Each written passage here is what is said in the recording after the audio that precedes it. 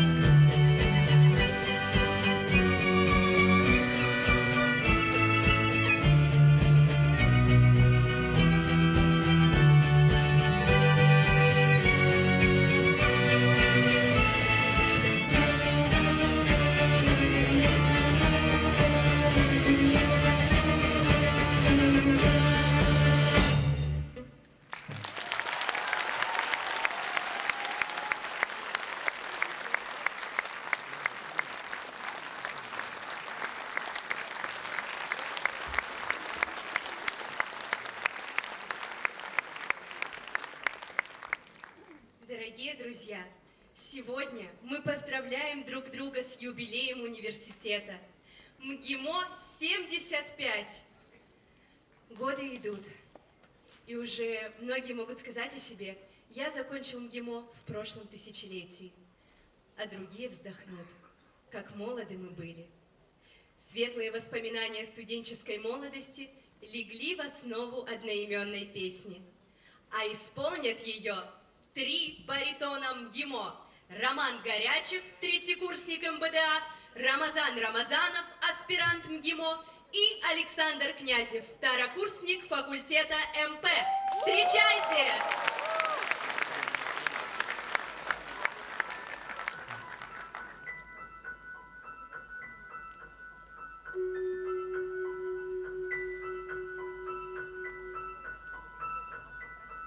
Оглянись, незнакомый прохожий, мне твой взгляд неподкупный знаком. Может, я это только моложе, не всегда мы себя узнаем. Ничто на земле не проходит бесследно, и юность ушедшая все же бессмертна. Как молоды мы были, как молоды мы были, как искренно любили, как верили в себя.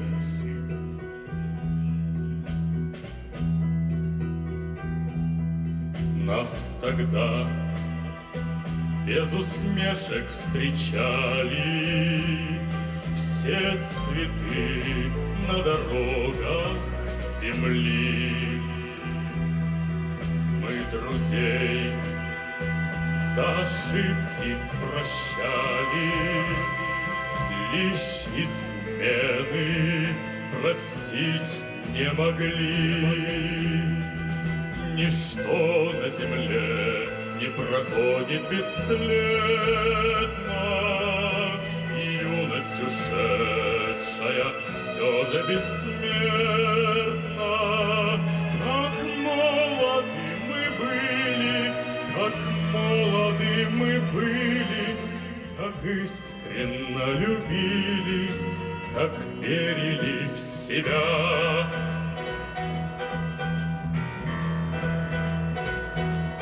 Первый тайм мы уже отыграли, и отгонишь сумели понять, чтоб тебя на земле не теряли. Постарайся себя не терять. Ничто на земле не проходит бесследно, и юность ушедшая все же бессмертна. Как молоды мы были, как молоды мы были, как искренно любили, как верили в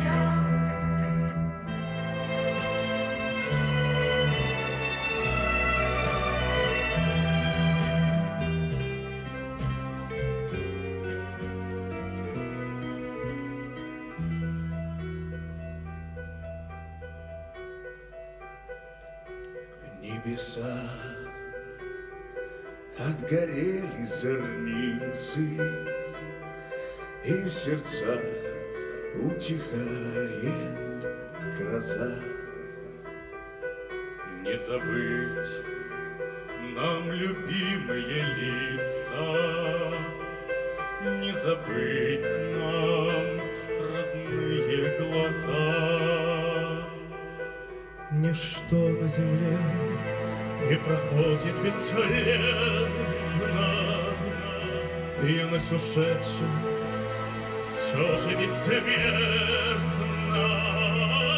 Как молоды мы были, как молоды мы были, как искренно любили, как верили в себя.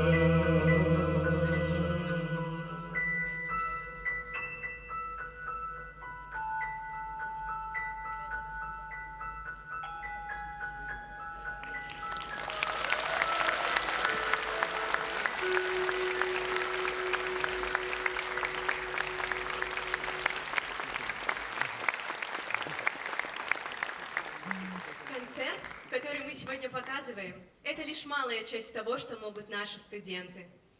А с тех пор, как у МГИМО появился первый филиал в Одинцово, мы наблюдаем настоящий рывок в творческом развитии. На сцене вокальная и хореографическая студия кампуса Одинцова. Попурри из музыкального квартета «Абба».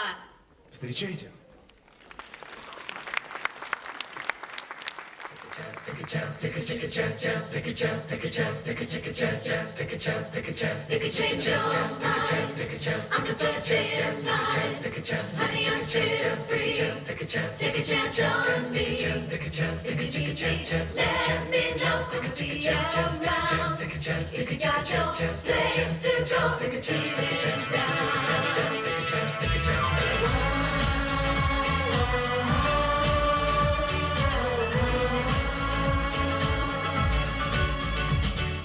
Friday night and the lights are low, looking out for the place to go. Where they play the right music, everything is sweet. You come to look for a king. Anybody could be that guy. Night is young and the music's high. Where they play the right music, everything's fine, you're a room for them. And when you get a chance, you are the dancing queen, young and sweet on this 17. Dancing queen, feel the beat from the tambourine, oh yeah. You can dance, you can jive, having the time of your life. Ooh, see that girl, watch that scene, she's the dancing queen.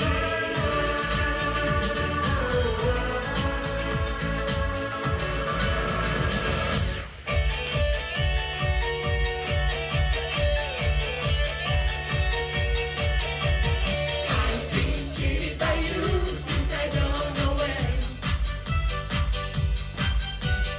So I made up my mind, it must come to an end. Look at you now, will I ever learn? I don't know how. By inside of you lose control.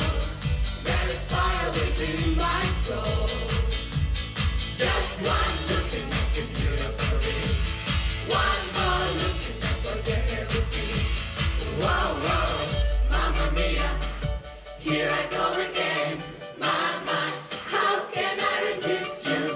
Mamma mia, does it show again? My, just how much I miss you. So I say thank you for the music, the songs I'm singing. Thanks for all the joy they're bringing. Who can live without it? I ask in all honesty. What will I be without a song or dance? What are we? So I say thank you for the music, for giving it to me. So I say thank you for the music, the songs I'm singing. Thanks for all the joy they're bringing. Who can live without it? I ask in all honesty.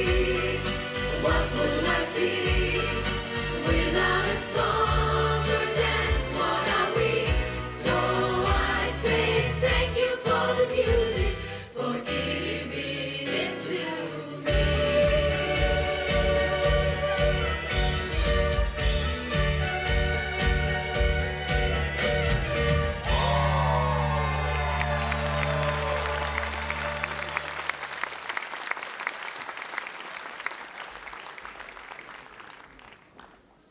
Дорогие друзья, и все же, если вы потерялись, встречайтесь в МГИМО. К этому призывает вас вокальные ансамбли Voices и Энергия МИЭП МГИМО. а также ведущие студенческого концерта, посвященного 75-летию МГИМО, Роман И Горячих очаровательная Валерия Ман.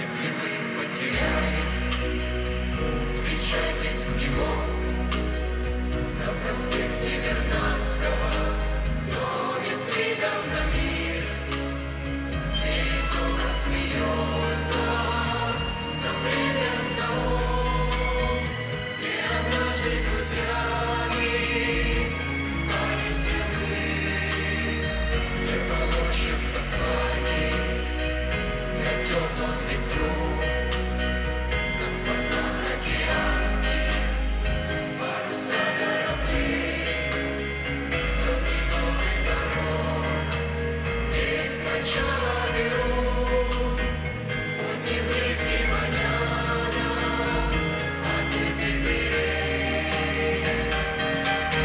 Знаком судьбы наши пути, но крылья растут, если родной наш институт ждет терпеливо и знает и помнит о нас. Эти встречи на центре и знает дорог, нипочем не забыть нам и за 1000 лет, и дорогу с собой всегда мы берем.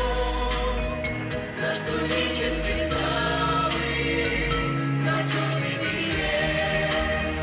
И ходили, гуляли, такие края, не забросила жизнь нас с проблемой в бой. Вместе справиться сможем мы в сердце храним эти буквы, что стали нашей судьбой. МГИМО! Знаком судьбы нашей пути, но от любви нам не уйти, и потому возвращаемся мы каждый раз. И за спиной крылья растут, если родной наш институт ждет терпеливо и знает и помнит о нас. Знаком судьбы наши пути, но от любви нам не уйти, и потому возвращаемся мы каждый раз. И за спиной крылья растут, если родной наш институт ждет терпеливо и знает и помнит о нас.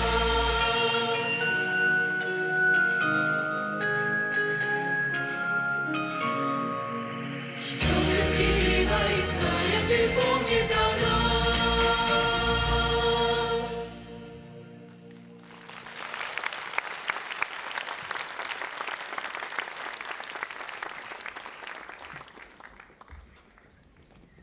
Еще полчаса назад мы планировали закончить концерт гимном МГИМО.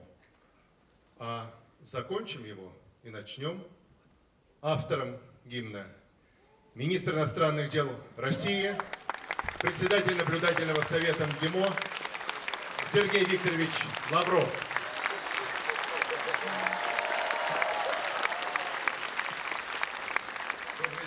Добрый день.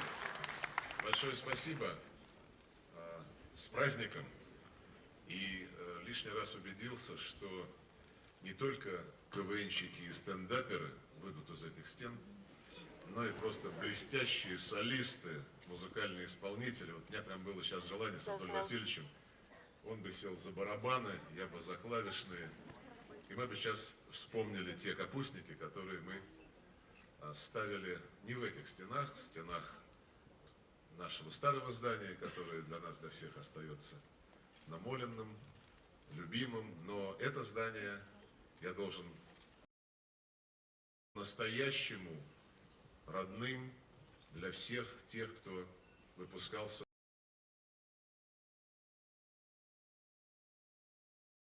Ректора, преподавательского состава и, конечно же, студентов, которые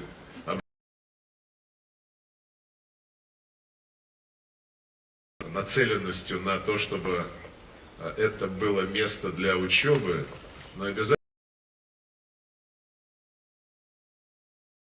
75-летним юбилеем. И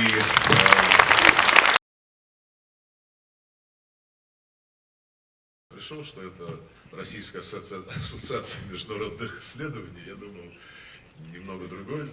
А это, тоже занимается. Это очень хорошо. Песен это тоже скучно.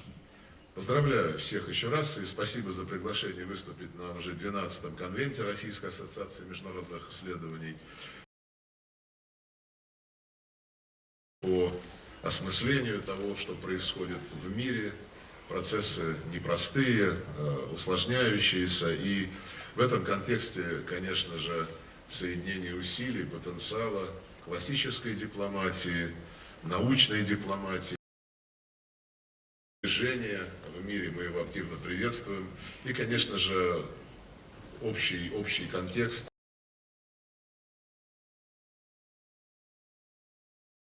кругов. Все это очень и очень важно. Самое главное, чтобы расширять формированию доверия, оно сейчас в огромном дефиците на международной арене, и через понимание между странами и народами гораздо легче будет искать оптимальные ответы на общие.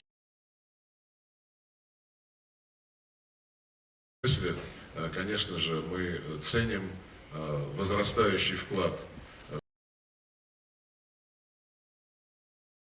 международных исследований. Проведение конвента совпало с 75-летием ГИМО. Мне удалось послушать и хочу еще раз поздравить любимую альма-матер с этим праздником. Полное свершений, но самое главное, полное задумок, которые будут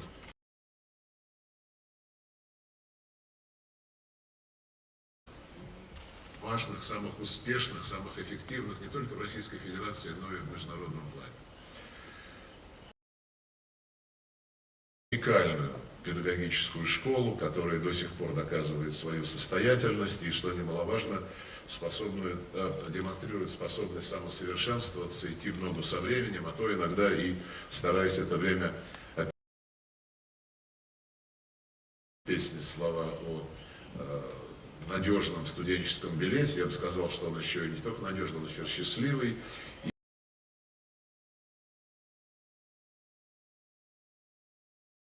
Высокого, высочайшего качества образования и его соответствии с самым передовым международным,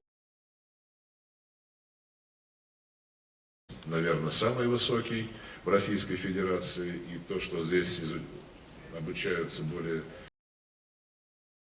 свидетельства особого значения МГИМО и в жизни всех присутствующих, основу нашей дипломатической службы. Мы по праву гордимся успехами конвента, проходит в период, когда мы вспоминаем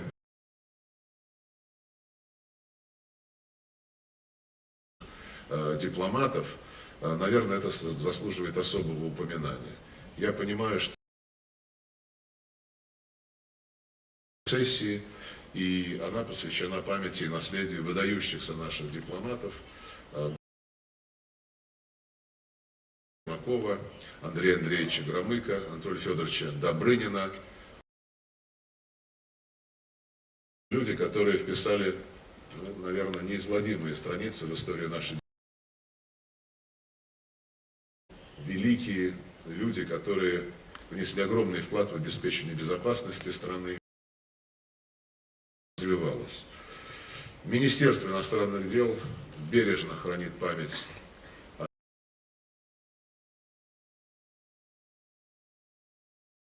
труд, чьи последовательные усилия были нацелены особо к укреплению позиции нашей страны в мировых делах, а также наращиванию самого.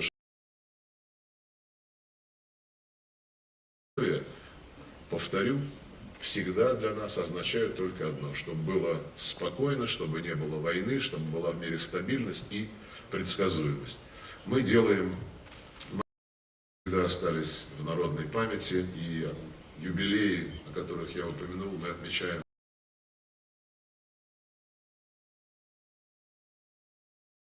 план мероприятий. Особо отмечу событие, которое произойдет буквально в сквере напротив здания Министерства иностранных дел. В сентябре коллегой Владимиром Владимировичем Макеем открыли выставку в библиотеке Дага Хаммаршельда, посвященную Андрею Андреевичу Громыко.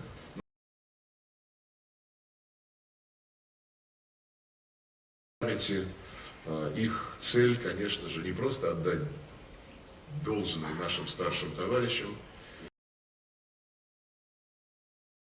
но и, наверное, не менее важно обеспечить преемственность поколений. Мне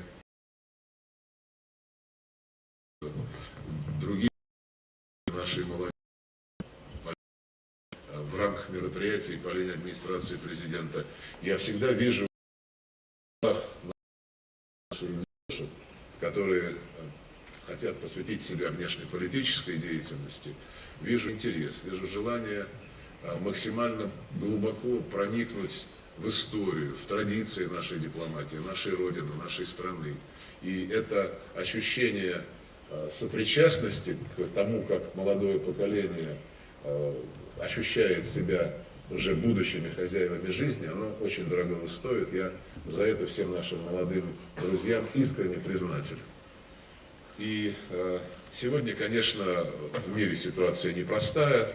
Я не буду останавливаться на анализе внешнеполитических процессов, которые идут на нашей планете. Ясно одно: мы живем в эпоху глубоких перемен, которые символизируют переход от, так условно говоря, западноцентричной модели мироустройства, а эта модель доминировала где-то, наверное, половину тысячелетия, более 500 лет, к модели, которая будет гораздо более демократична, гораздо более инклюзивна, как сейчас модно говорить, потому что сегодня, в отличие от того периода, когда 5-6 стран определяли судьбу мира, причем все эти страны были западными, сегодня судьбы мира невозможно не то что определять, а даже обсуждать за рамками, скажем, такого института, как группа 20, в которой представлена и семерка, а семерка уже в одиночку не может решать судьбы мира, но также в группе 20 представлены и страны БРИКС, и их единомышленники, и это гораздо более инклюзивный, гораздо более демократичный, гораздо более справедливый механизм, в рамках которого могут обсуждаться самые разные проблемы современного мироустройства и в рамках которого может достигаться согласие, которое будет обеспечивать устойчивое, долгосрочное, прочное решение различных мировых проблем.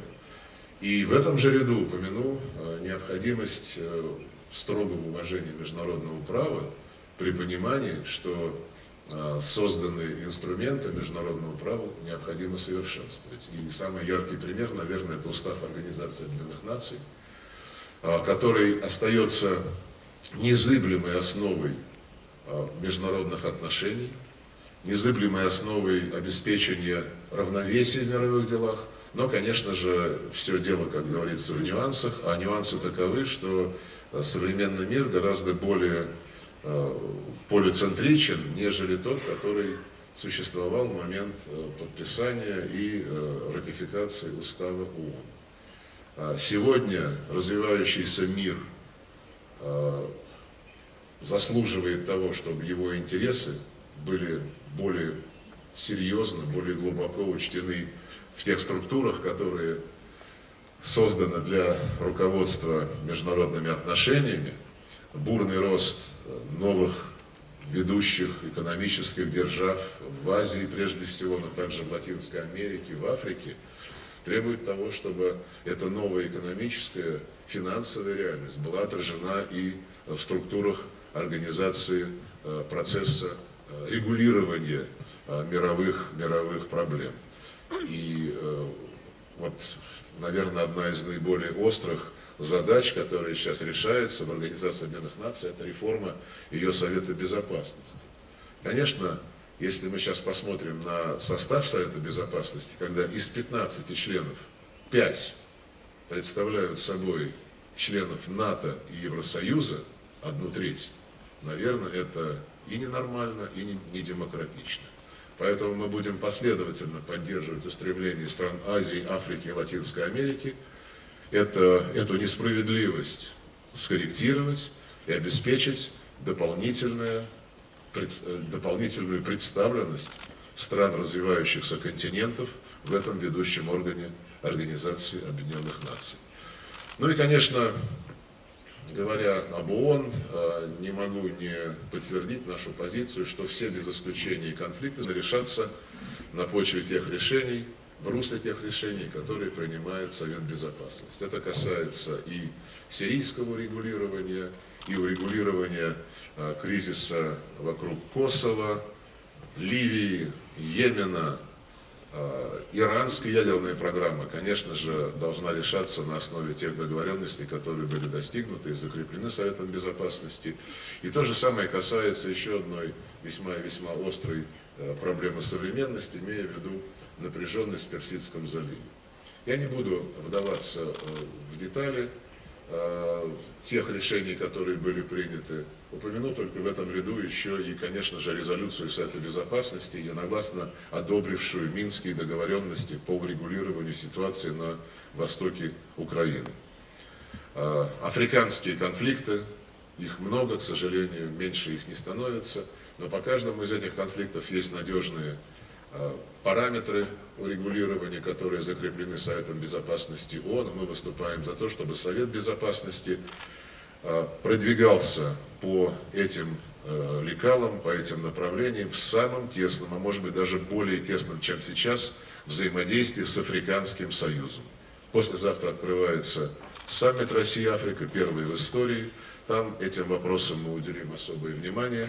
Будем поддерживать, как сказал в своем вчерашнем интервью президент Путин, африканский подход к африканским проблемам. Никогда не будем следовать прошлым печальным урокам, когда африканцам навязывали проблемы извне.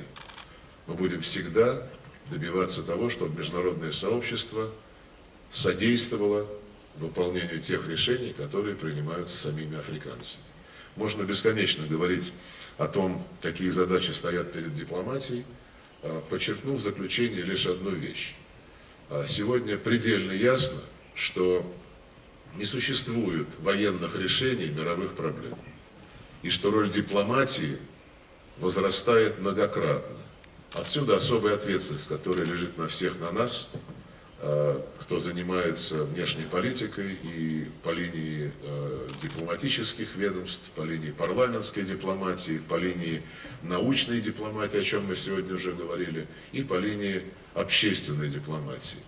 Я думаю, что те связи, которые МГИМО наладил со своими зарубежными партнерами, которые, как я понимаю, сегодня тоже участвуют в заседании этого конвента, они являются неоценимым вкладом в наши общие усилия по мобилизации коллективных подходов, которые учитывали бы интересы всех государств к решению самых разных проблем.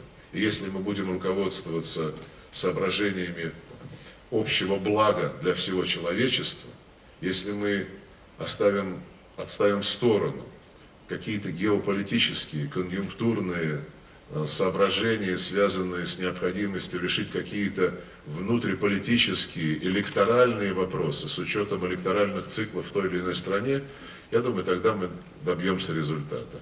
И хочу завершить здравицей в честь того духа товарищества, того духа корпоративной, позитивной солидарности, который воспитывается в стенах этого великого университета. Спасибо большое.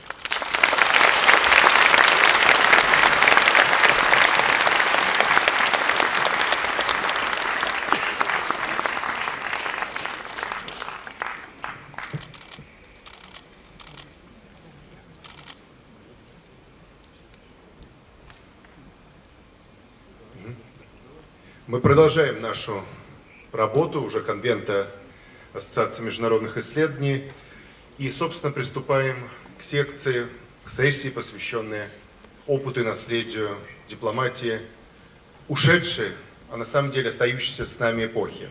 Анатолий Васильевич Таркунов, ректор МГИМО, президент РАМИ, и на самом деле тот человек, который придумал эту сессию как идею. А наша задача, и задача тех, кто в зале, а в зале тех, кто работал с великими людьми, сами являются великими дипломатами, их родственники, многие из которых трудятся на ниве внешнеполитических исследований, практической дипломатии. Люди, которые были их партнерами с другой стороны. И в частности, вот Сергей Викторович сейчас приветствует Сьюзан Масси, внешнеполитического советника, вдумайтесь, президента Рональда Рейгана. Анатолий Васильевич, вам слово. Уважаемый Сергей Викторович, уважаемый министр обороны, уважаемые послы, уважаемые друзья, коллеги, участники нашего конвента. Вы знаете, я подумал, что пусть Сергей Викторович говорит, собственно, говорит о дипломатии, о ее задачах на сегодняшнем этапе. Было просто неразумно, поскольку, мне кажется, он сказал основное, и мы в полной мере это восприняли. И приняли, если говорить о МГИМОвцах, к исполнению в части, касающейся подготовки специалистов. Я хотел бы отдельно сказать, почему мы в рамках конвента решили провести сессию, которая посвящена нашим выдающимся дипломатам, использованию их выдающегося, извините за тавтологию, замечательного, великого опыта и в нашей практической работе, и в нашем образовательном процессе. Я думаю, что, конечно, сегодня российская дипломатия стоит на плечах тех великанов, которые вообще эту дипломатию создавали на протяжении многих веков. Может быть, даже от дьяка Висковатого, через петровских дипломатов, через великих дипломатов Екатерининской эпохи, через Александра Михайловича Горчакова и его соратников, и, конечно же, через замечательных дипломатов советской эпохи. И этот год юбилейный, но так совпало, что юбилей сразу такого количества выдающихся людей, и главное, что все эти люди так или иначе связаны с МГИМО. Это, конечно, для нас и великое счастье. Мы считаем их деятельность, их научную деятельность частью и своего наследства. Но Андрей Андреевич Громыко, который руководил долгие годы Министерством иностранных дел, был инициатором и поддерживал очень многие трансформации, которые происходили в институте. Вот Николай Лебедев, здесь ректор многолетний нашего университета, хорошо помнит, что Андрей Андреевич поддержал и создание факультета журналистики, и создание правового факультета, и многие другие реформы, которые проводились в 70-е и в начале 80-х годов. Но я уже не говорю о том, что наследие Андрея Андреевича, в том числе и мемуарное наследие, его публикации, его выступления, они, конечно, до сих пор используются в учебном процессе. Нам всегда было радостно осознавать, что и дочь, и сын Андрей Андреевич закончили наш университет, что Алексей Анатольевич, который не закончил наш университет, закончил МГУ, но поддерживает теснейшие связи с нашим университетом, будучи директором Института Европы, Академии наук, поэтому мы всегда расцениваем его как своего очень близкого коллегу, но вообще как родного нашего МГИМовского человека. Анатолий Федорович Добрынин, я об этом не раз рассказывал, но хочу еще раз напомнить об этом. Для меня это даже в известной степени было неожиданностью, потому что я помню, что ветераны говорили, что Анатолий Федорович активно преподавал МГИМО в 40-е годы, в начале 50-х. Ну, говорили, знаете, как воспоминания бывают такие мимоходные. Но наступили юбилеи целой группы наших выдающихся людей, которых, к сожалению, уже сегодня нет. Арбатова, Виноградова, Иноземцева. Мне показалось, что будет им приятно, если мы поднимем их личные дела и подарим их копии этих личных дел. И когда я стал это делать, то я обнаружил, что в зачетках у этих выдающихся ученых стоит подпись Анатолия Федоровича Добрынина. Он не принимал экзамена. Причем всем троим, вот кого я перечислил, он поставил 5. И Анатолий Федорович, кстати, всегда вспоминал с удовольствием свою работу в МГИМО. Пусть недолгую, лет 6 он работал, да, но очень для него, как он говорил, полезно. Этот педагогический опыт пригодился ему, и когда он работал уже долгие годы в посольстве в Вашингтоне послом. Потому что там коллектив большой, он тоже требовал некоторого педагогического подхода. Я очень рад видеть Катю Добрынину здесь в зале, которая нам всегда помогает и передала очень много интересных книг в библиотеку и фотографий. Мы будем делать выставку, посвященную Анатолию Федоровичу. 100 лет Олегу Александровичу Троиновскому исполняется. Олег Александрович не заканчивал МГИМО, но когда он уже ушел в отставку, он читал у нас лекции как профессор. Олег Александрович дал согласие по моей просьбе стать президентом Российской ассоциации содействия ООН, которая базируется у нас здесь, в университете. И долгие-долгие годы очень эффективно ее возглавлял. Ну а для нас, конечно, то, что во главе ассоциации стоял великий Троиновский, это было исключительно важно. Я видел Татьяну Александровну здесь в зале, супругу. Это же такая радость, что мы сегодня имеем возможность ее увидеть. Евгений Максимович Примаков – это уж совсем наш. Он окончил институт востоковедения в 1954 году, а через год он стал, практически в этот год он стал частью МГИМО, хотя Евгений Максимович никогда не забывал, что он окончил собственный институт востоковедения, но когда мы говорили, ну это же МГИМО, он соглашался, что да, это в общем МГИМО.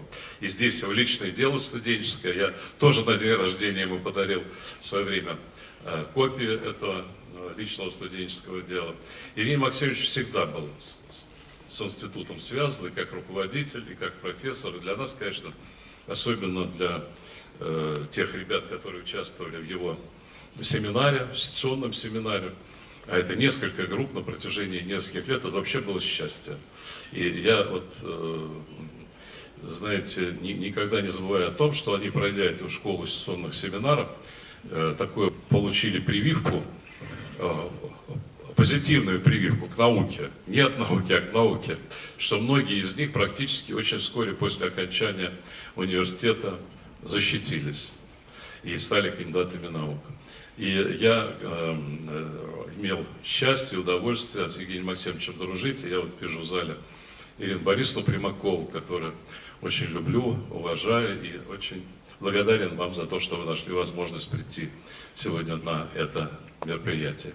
Юрий Михайлович Воронцов – это наш выпускник из плеяда замечательных людей. Кстати говоря, он учился вместе в Бакинском военном морском училище вместе с Евгением Максимовичем Примаковым. Представляете, как жили свой от людей, а потом всю жизнь они так или иначе шли параллельно, рядом, дружили, причем нежно очень относились друг к другу. Мне доводилось не раз быть свидетелем этого. И Юрий Михайлович выдающийся дипломат, он до Сергея Викторовича служил постпредом в ООН, но до этого кем он только не был, и послом в Индии, и послом во Франции, и послом в Афганистане в самое тяжелое время, и внешнеполитическим помощником. А в МГИМО он был на протяжении целого ряда лет, практически до его ухода, был президентом нашей ассоциации выпускников. И я вот в зале с удовольствием вижу Олю, мою подругу давнюю, старинную подругу, старинную в том смысле, что мы давно знакомы. Как всегда, замечательную и молодую, и зятя Володя Грачева, тоже нашего известного дипломата, очень много прослужившего, тоже в разных странах, и сегодня продолжающего активно и успешно работать. То есть все эти имена для нас, это имена, которые мы не просто чтим, а для нас очень важно такую работу по сохранению памяти продолжать. Мы участвовали в очень хорошем фильме, который был Юрию Михайловичу посвящен. Сейчас выходит аж 2 фильма, и Катя активное участие в этом принимает. Но и многих тех, кто был знаком с Анатолием Федоровичем, работал вместе с ним, под его руководством привлекли. Вот Александр Александрович, я знаю, тоже для обоих фильмов давал интервью. Александр Александрович вообще с Анатолием Федоровичем всю жизнь проработал практически. Это фильм пойдет, по-моему, 16 ноября его собираются показать по Первому каналу. И по второму будет другой фильм, еще один фильм в Туле. Выходцем из Тульской области является семья Троиновских. Мы выступили с инициативой о присвоении одной из лучших школ имени Троиновских, обоих послов, отца и сына. Они оба выдающиеся люди. Эта идея была очень горячо поддержана и педагогическим составом, и школьниками, и родителями. И принято уже решение правительства Тульской области о том, что эта школа будет носить имя Троиновских. Мы сейчас готовим выставку. Александр Николаевич Панов, который долго работал с Олегом Александровичем, принимает активное участие в этом. И там будет постоянная экспозиция в Туле, и школа будет носить эту гордую фамилию Троиновских. Мне кажется, это очень и очень здорово. Короче говоря, то, что можно сделать и нужно сделать, мы делаем и будем продолжать делать. А сейчас мы планировали, что наши очень известные дипломаты, которые много лет проработали вместе с названными великими дипломатами, расскажут мне не просто эпизоды из жизни, а какие уроки для своей дипломатической практики они извлекли, и какие уроки они считают нужными, чтобы извлекли и мы все. И не только те, кто в дипломатии. Понятно, что люди, которых я называл, они были дипломатами, бывали и на других постах. Если говорить о Евгении Максимовиче, вы знаете, он и правительство возглавлял, и академические институты возглавлял, и работал в Верховном Совете, и журналистом работал. Я помню первый раз, когда он пришел в МГИМО в 1968 году, когда я первый раз его увидел. Он выступал как корреспондент «Правда», работавший на Ближнем Востоке. Но при этом, конечно, одна из ипостасей каждого из них — это дипломатическая работа, дипломатическая служба. И для нас это очень и очень важно. Спасибо, дорогие друзья, спасибо всем, кто пришел сегодня на это мероприятие. Спасибо.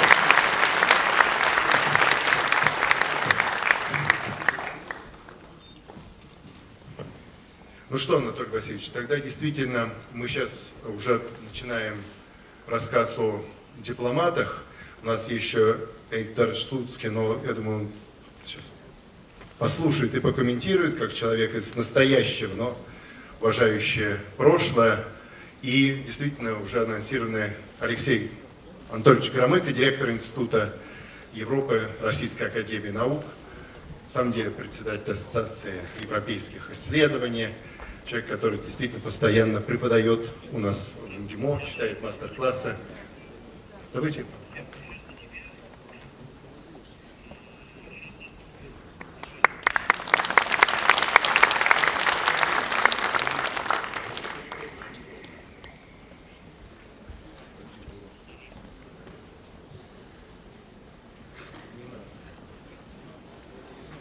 Ваше превосходительство, уважаемые коллеги, уважаемые профессора, преподаватели, студенты, аспиранты.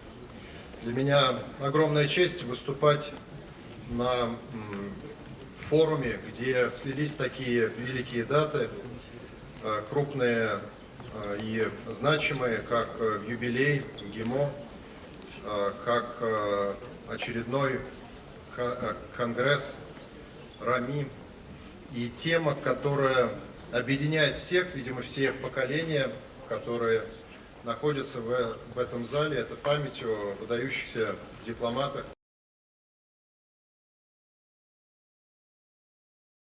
Много сказано, но все-таки я думаю, что каждый из следующих выступающих несет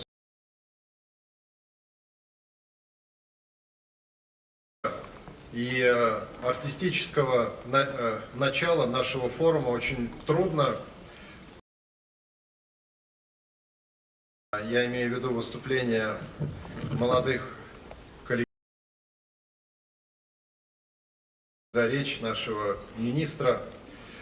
Но разрешите мне поделиться Андрея Андреевича рядом эпизодов и рядом цитат и зримо. В этом году исполнилось бы 110 лет Андрею Андреевичу создания Ассоциации внешнеполитических исследований имени Андрея Громыка.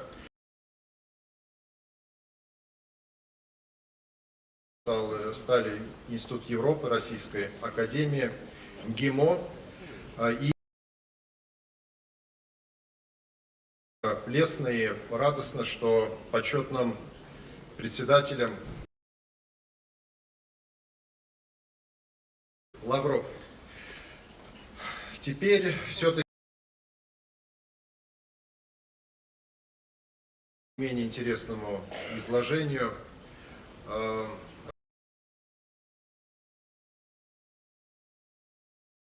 биографии, которая начинается с 1939 года.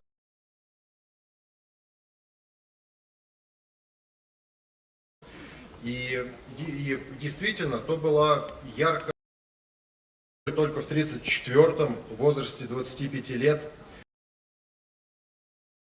куда переехал из Минска. Уже через 5 лет в Вашингтоне в ранге советника, и спустя неполные 4 года, в 1943-м, становится послом СССР в США, заменив на этом посту Литвинова. По существу узлов мировой политики, узлов, где касающиеся ведения войны, открытия мироустройства. Приезд Громыка в американскую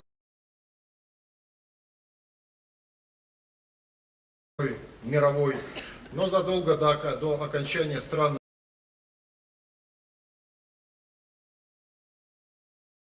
как разразилась Великая Отечественная,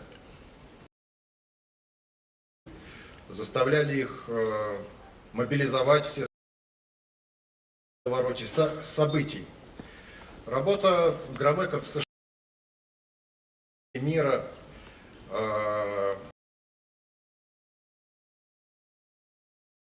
его исключительные способности и качества.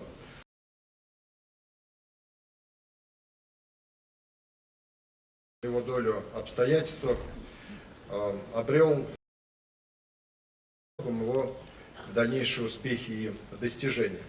Но все-таки 1939 года. И здесь я бы его дальнейшей профессиональной деятельности.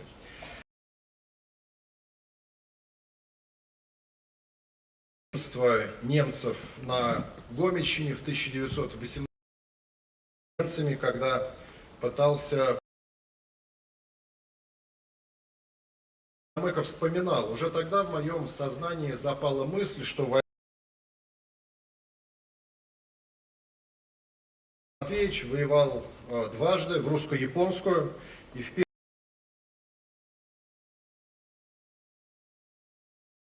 генерала Брусилова, где я был ранен.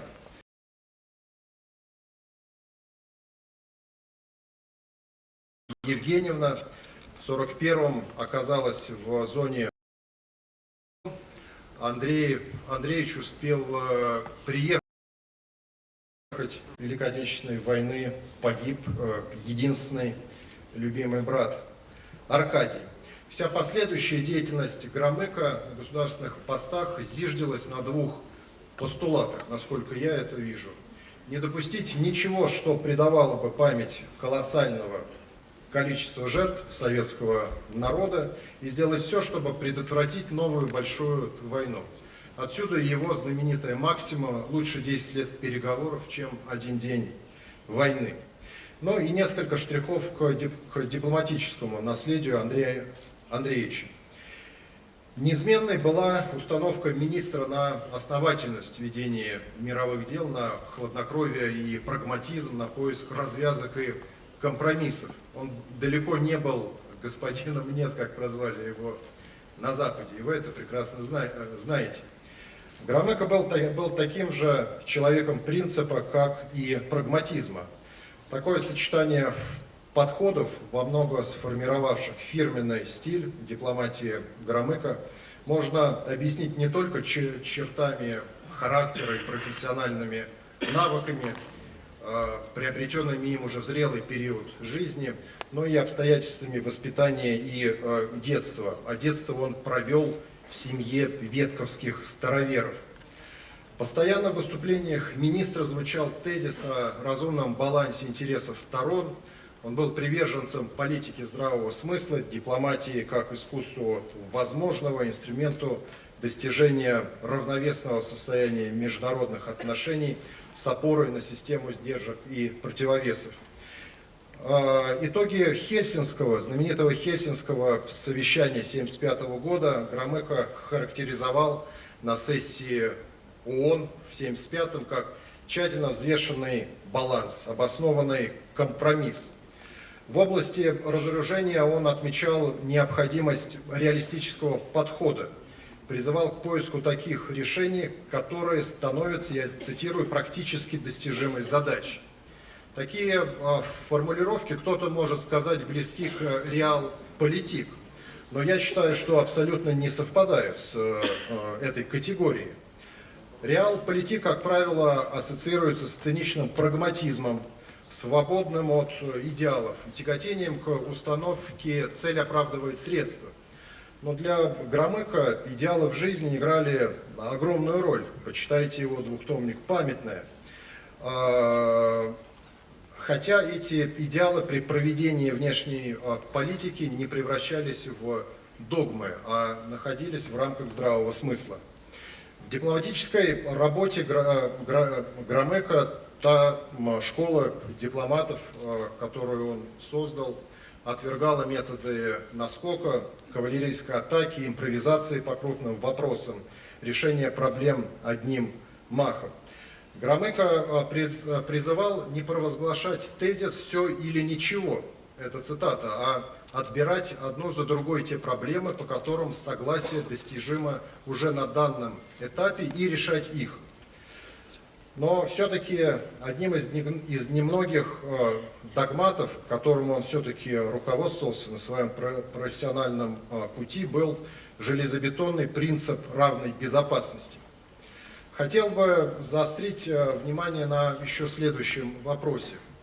Принципиально важно, что в 70-е годы Москва рассматривала всю сумму тогдашних обстоятельств в международных делах как возможность не только сделать холодную войну менее опасной, но закончить ее, достигнуть нового качества международных отношений. Приведу следующий тезис из выступления Громыко в июле 1973 года на открытии знаменитого совещания по безопасности и сотрудничеству в Европе. Цитата. «Если вдуматься в значение перемен, происходящих в международных делах, осмыслить их направленность, то нельзя не прийти к выводу, что в настоящее время закладываются основы для новых мирных отношений между государствами на исторически обозримый период». Конец цитаты. В той же речи Громыко использовал редкую для тех времен категорию, но, как, впрочем, и для нынешних, доверие. На им самим поставленный вопрос, какой вы хотите видеть Европу в будущем, он ответил. Прежде всего, Европой мира, континентом из жизни народов которого агрессия была бы исключена навсегда. Мы стремимся к тому, чтобы доверие и взаимопонимание позволили постепенно преодолеть разделение континента на военно-политические группировки. Отношения между всеми европейскими государствами должны стать отношениями мирного и взаимовыгодного существования. Конец цитаты. Причем я хотел бы также особо отметить, Громыко считал, что недоговоренности следуют за доверием, а доверие возникает и крепнет в процессе переговоров и достижения компромиссов. В 1975-м Громыко пишет о значении Хельсинского заключительного акта.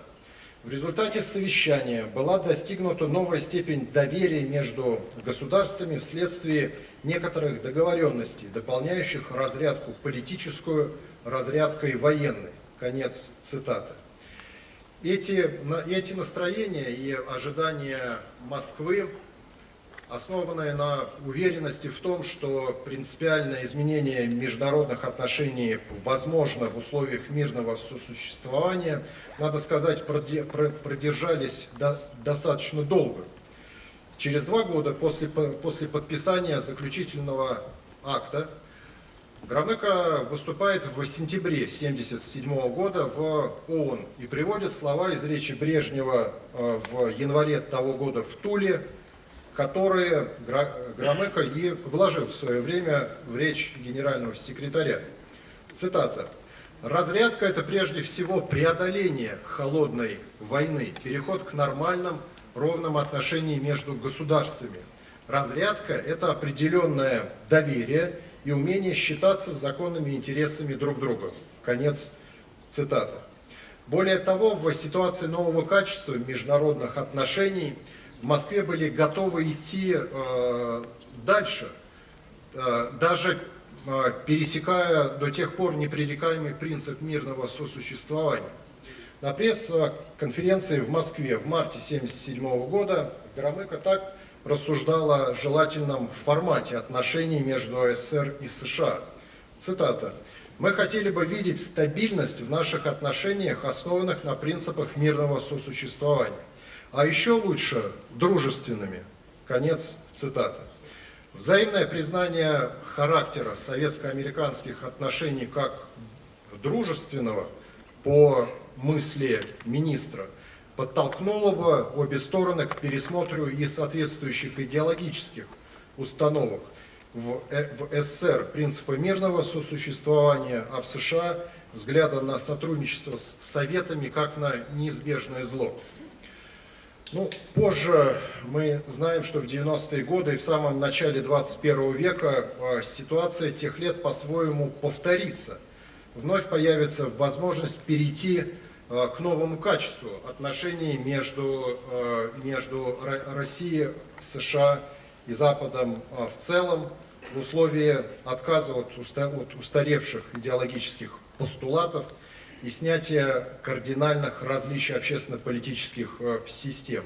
Но и вновь в истории эта возможность или окно возможности использовано не было. У меня остается 1 минута, и разрешите мне привести несколько авторитетных цитат, которые, на мой взгляд, емко характеризуют Андрея Андреевича. Цитата первая. Громыко, без преувеличения, легендарная личность. Он по праву занимает достойное место в пантеоне великих деятелей прошлого столетия. Сергей Лавров. Бесспорно, что наш мир стал более безопасным местом благодаря деятельности Андрея Громыко. Антонио Гутерреш. Международное сообщество будет долго помнить Андрея Громыко как серьезного, жесткого переговорщика, человека исключительной порядочности. Сайрус Вэнс. Громыко стал незаменимым движущим колесом советской внешней политики, виртуозным советским дипломатом, исторический ореол которого не имел себе равных. Андрей Громыко был достойным человеком своего слова, верный достигнутым договоренностям. Несомненно, он был одним из наиболее способных дипломатов, с которыми мне приходилось иметь дело. Генри Киссинджер. И последняя цитата. В православной традиции есть понятие «катехон», от греческого «удерживать». Некий субъект, историческая миссия которого – спасать мир. Если взглянуть на деятельность Громыко с этой точки зрения, то результат будет ошеломляющий. Его вполне можно назвать советский катехон, потому что именно усилиями Громыко был создан и долгое время поддерживался сравнительно безопасный и прочный мир, разрушение которого справедливо называют величайшей геополитической катастрофой XX века. Это уже из газеты «Аргументы и факты». Спасибо за внимание. Спасибо, Алексей Анатольевич. И, как я уже анонсировал, Леонид Эдуардович Слуцкий, председатель комитета по международным делам Государственной Думы Российской Федерации и человек, который представляет современный тип дипломатии, парламентской дипломатии. Спасибо большое, дорогой, горячо любимый Анатолий Васильевич, дорогие коллеги. Здесь очень много приятных мне знакомых лиц. И я очень, прежде всего, рад видеть госпожу Сьюзен Масси, которая добралась до Москвы. Огромное вам спасибо. И госпожа Мария Фернандо Эспиноза, мой друг, самый яркий в прямом смысле, в переносном также, дипломат с латиноамериканского континента, в недавнем прошлом министр иностранных дел Эквадора и глава прошедшей сессии Генеральной Ассамблеи Организации Объединенных Наций, о которой уже немало сказано с этой трибуны, еще больше будет сказано, уверен, в ходе дальнейших выступлений. Я из тех гигантов, о которых сегодня идет речь, знал лично только Евгения Максимовича Примакова, разумеется, и успел застать Юрия Михайловича Воронцова. И, будучи еще совсем молодым человеком, проводил долгие часы у него в Кремле, когда он был внешнеполитическим советником президента Ельцина. Конечно, то, что мы не отрываемся от корней и свято чтим память тех, кто был и остается нашими учителями, это архиважно. Равно как и архиважно, что уже на устойчивую орбиту 12-й конвент выходит Российская ассоциация международных исследований. Я хочу поблагодарить университет МГИМО за то, что я здесь свой, хотя также не являюсь выпускником МГИМО.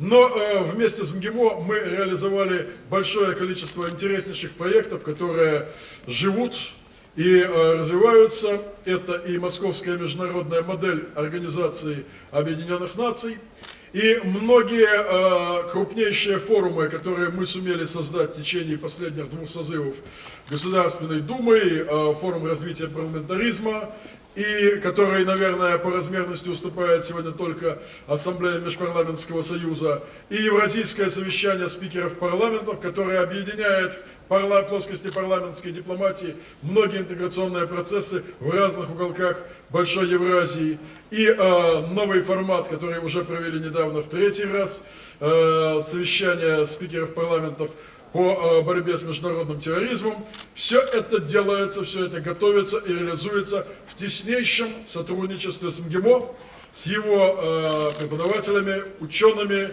студентами. И должен сказать, что нет сомнения, что конвент Российской ассоциации международных исследований в этот раз также проведет знаковое заседание и придет к важным выводам далеко за пределами того университета, где мы находимся. Вместе с тем, университет, еще раз подчеркну, без лишней патетики великий. Сегодня в нашей высшей школе, пускай на меня никто не обижается, я сам заведую кафедрой в Московском университете, но есть МГИМО и есть все остальные вузы. МГИМО сегодня готовит кадры для будущего России, для будущего нашей внешней политики, и те совершенно нестандартные, так же как и конвент РАМИ, форматы, которые растут как на дрожжах каждый год, способствуют тому, чтобы квалификация выпускников МГИМО была еще и еще выше. Кому-то кажется сегодня, говоря об Организации Объединенных Наций, что и в принципе о миропорядке на планете в нынешнем столетии, что он скорее, наверное, однополярный. Это глубочайшее заблуждение. Думаю, что в этом зале таковых нет. Сегодня, правильно сказал Сергей Викторович, мир стал гораздо более полицентричным, нежели он был даже на момент создания Организации Объединенных Наций. Но сама ООН подтвердила за десятилетия, и в том числе за последние годы, свою безальтернативность. И если сегодняшние очень и очень непростые конфликты будут решаться вне Организации Объединенных Наций и вне ее Совета Безопасности, можно только фантазировать, каким апокалиптическим сценарием и к какой антиутопии можно прийти в результате. Именно поэтому в МГИМО такое большое значение уделяется Российской ассоциации содействия ООН, первым руководителем которой был Олег Александрович Троиновский, моделям ООН буквально с самого молодого возраста. Студенты МГИМО понимают принцип действия Организации Объединенных Наций, каким образом действует Совет Безопасности и другие институты, И это очень и очень важно. Уверен, что многие сегодня из присутствующих в этом зале сумеют отдать дань работе на площадке Организации Объединенных Наций, как в свое время Сергей Викторович, как сейчас и мы. Правда, сейчас мы, российская делегация, не сумели попасть в Нью-Йорк, после чего Сергей Викторович вспомнил, как в свое время Сталин предлагал разместить ООН в Сочи. Действительно, сегодня Соединенные Штаты не могут в полной мере обеспечить, коль скоро некоторые национальные делегации, сформированные главами государств, не получают виз, полноценного функционирования Генеральной Ассамблеи ООН.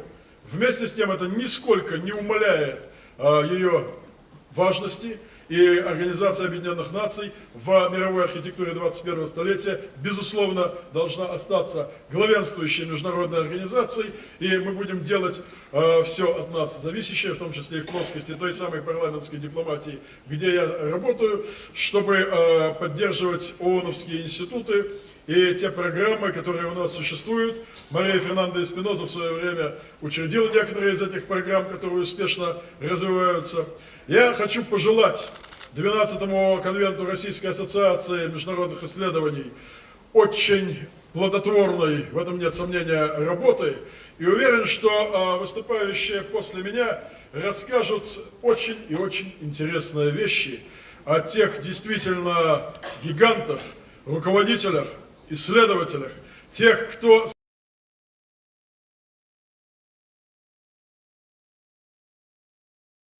от нас возможное, чтобы быть их достойными. Спасибо огромное. Спасибо, Леонид Удардович. И повествованию о Андрея Андреевича Громыко. И я прошу на сцену Сергея Борисовича Крылова, чрезвычайного полномочного посла, профессора кафедры дипломатии и человек, который сейчас в практическом плане занимается экономической дипломатией.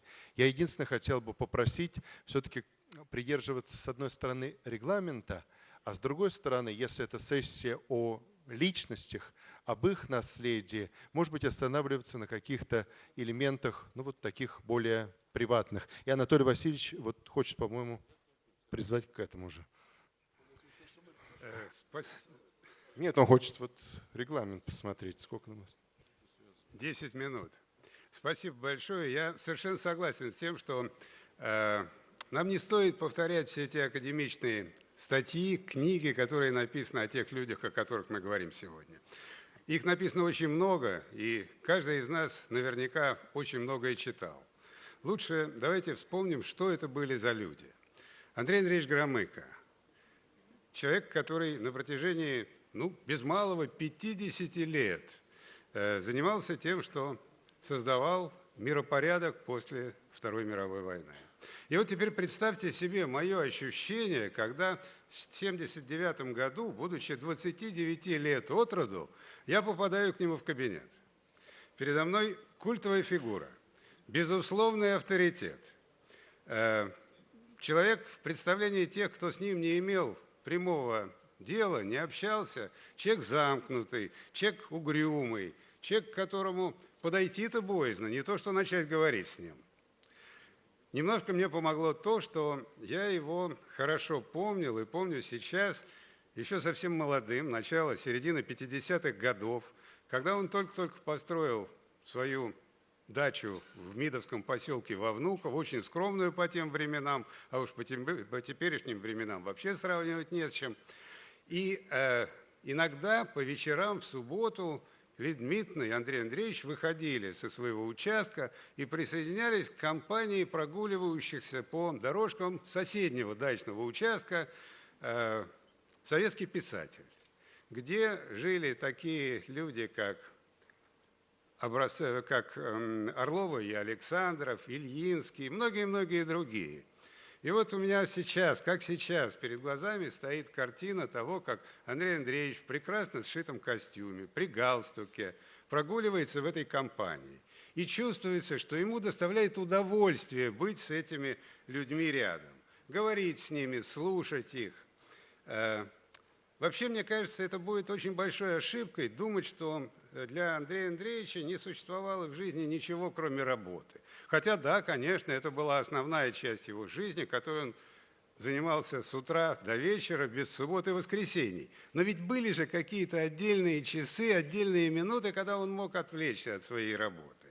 И не случайно мы знаем, что этот человек прекрасно знал историю, прекрасно знал литературу, музыку, вообще был очень разносторонним человеком. Он к месту мог процитировать Лермонтова, Байрона. Он обладал очень тонким чувством юмора. И вы знаете, в 1981 или 1982 году, тут могу немножко ошибиться по дате, когда мне довелось вместе с ним быть в Риме во время его официального визита в эту страну, он приехал в Ватикан, к Папе Римскому. Я был поражен, что, проходя по папским покоям, не дожидаясь того, что сопровождавший его кардинал называл ему картины, которые висели на этих стенах, он сам называл имена художников. И он сам очень коротко, но говорил о сюжете, который изображен в той или другой работе. Возвращаясь к работе. Распорядок дня, конечно, у него был очень четкий, раз навсегда заведенный. Это уже были начало 80-х годов. Поэтому он чуть меньше времени проводил в своем кабинете, чем это было раньше, чем то, как вот это помнит Александр Александрович. Но, тем не менее, без 5-9 каждый день Андрей Андреевич был на работе. Уезжал, где-то в районе 6 часов. Но, правда, всегда забирал с собой толстую папку документов. Продолжал работать с ними дома и по вечерам вызывал дежурных помощников с тем, чтобы отдать отработанные документы, дать какие-то указания, потому что для него он просто не мог себе представить, что кто-то перестанет работать в течение ночи, утра, и что то, что он поручал, не будет выполнено. Выезжал из министерства в те годы достаточно редко на заседания Политбюро, которые были по четвергам и которые становились все короче по времени, или на встречи с нечасто тогда приезжавшими в нашу страну зарубежными гостями. Но, тем не менее, время от времени встречался и с послами, и в кабинете, и не только в кабинете, давал ланчи кое-кому из отъезжавших из нашей страны послов, был с ними очень любезен, всегда находил какие-то добрые слова в адрес своего собеседника. Например, отъезжавшему послу ФРГ Майер-Ландроту, Андреасу Майер-Ландроту, он сказал, что тот всегда будет желанным гостем в нашей стране, приглашал приезжать его в отпуск в Советский Союз. Будучи в кабинете, он не терял ни минуты. Я вообще не помню, чтобы когда-нибудь заходил к нему, и он не был занят бумагой, не был занят каким-то разговором, не терял ни минуты. 30 минут, а может быть даже меньше, на короткий обед. А вот потом, если время позволяло, он брал какую-то книгу из своей библиотеки, которая годами собиралась у него в кабинете, и он подбирал сам те книги, которые он хотел видеть. Библиотека была, надо сказать, сказочная. Там были издания не только довоенные, были дореволюционные издания, страшно интересные. Одно из них очень хорошо помню, это сборник переписки между тогдашним имперским министерством иностранных дел и нашими представителями за рубежом. Тогда это были не послы, это были, носили другое название. Но, тем не менее, если посмотреть то, что написано было тогда, это переписка, как сегодняшний день. Какие ваши отношения с центром, какие у вас сложности. Все писали о том, что не хватает денег, все писали о достаточно сложных отношениях с представителями других ведомств. И вот Андрей Андреевич на память знал все эти вещи. И к месту в разговорах со своим окружением он вспоминал об этом. Ведь он был министром без малого 30 лет, что уже само по себе предполагает, что он был публичной фигурой. А вот у меня внутреннее ощущение, что он не хотел быть публичной фигурой, и что вот этот антураж, это словословие подчас в его адрес, оно его тяготило. 18 июля 1979 года. Андрею Андреевичу исполняется 70 лет.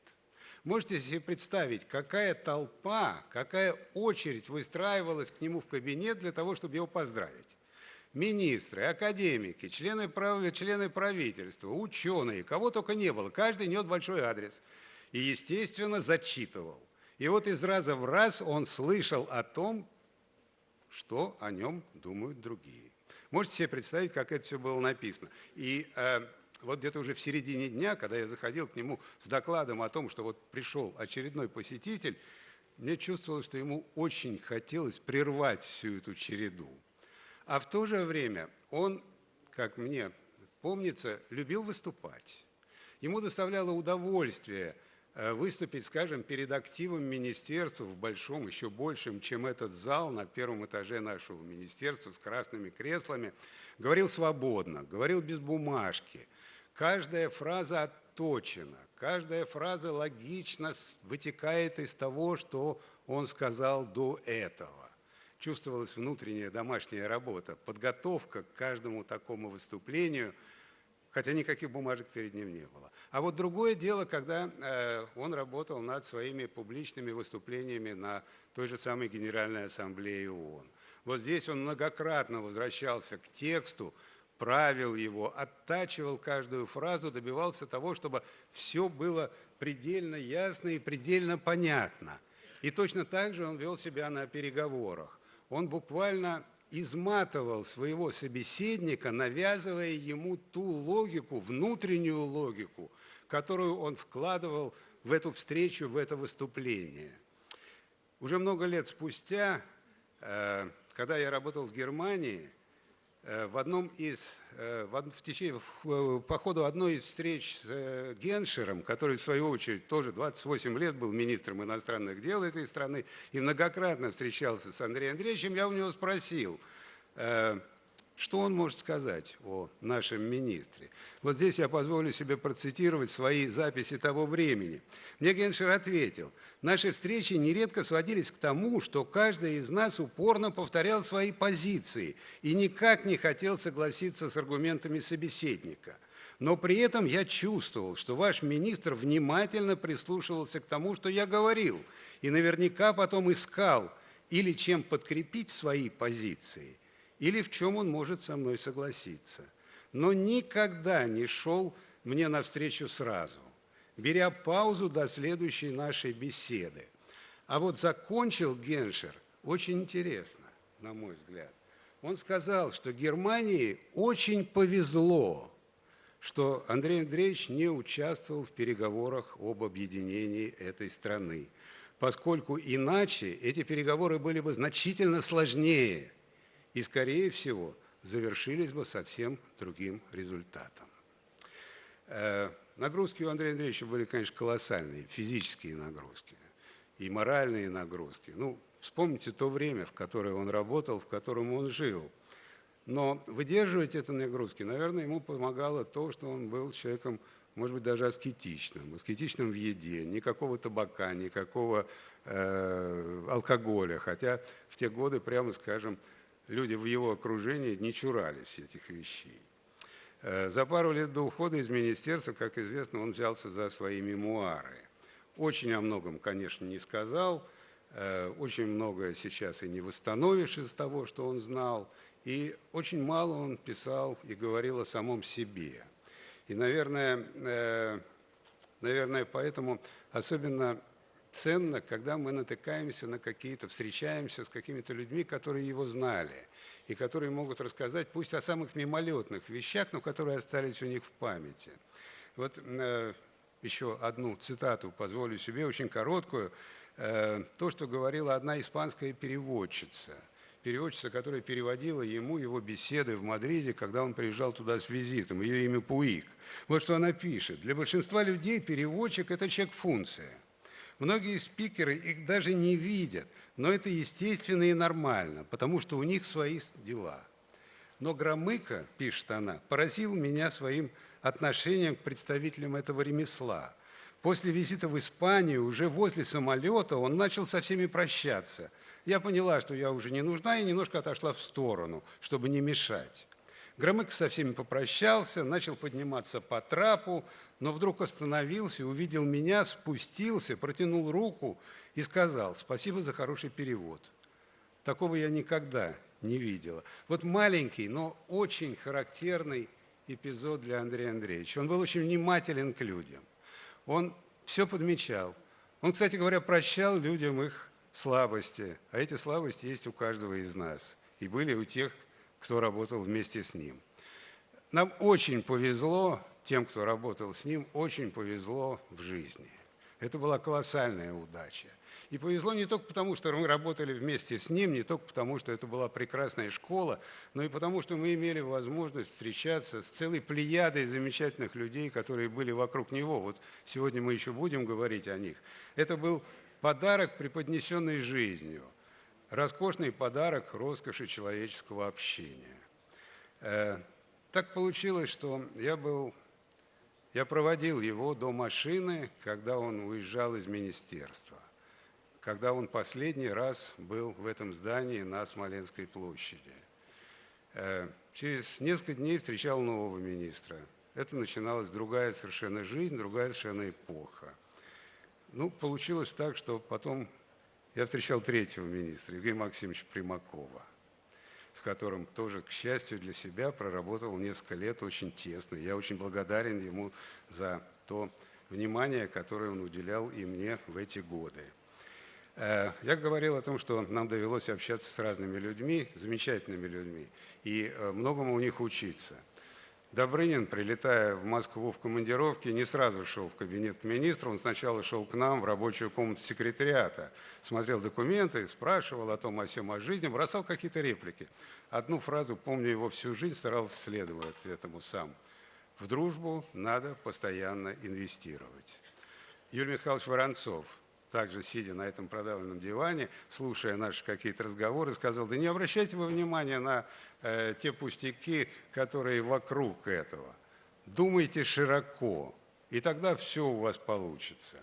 Вот давайте сейчас, когда мы встречаемся со студентами на занятиях, давайте попробуем уделять хотя бы 5 минут для того, чтобы вспомнить наших предшественников. Они очень достойны этого. Спасибо. Спасибо, Сергей Борисович.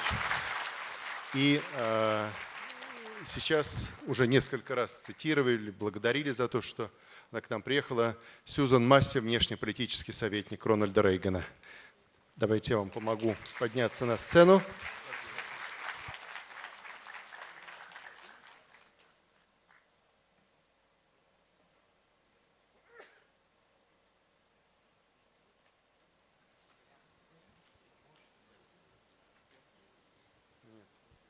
Займите места в зале.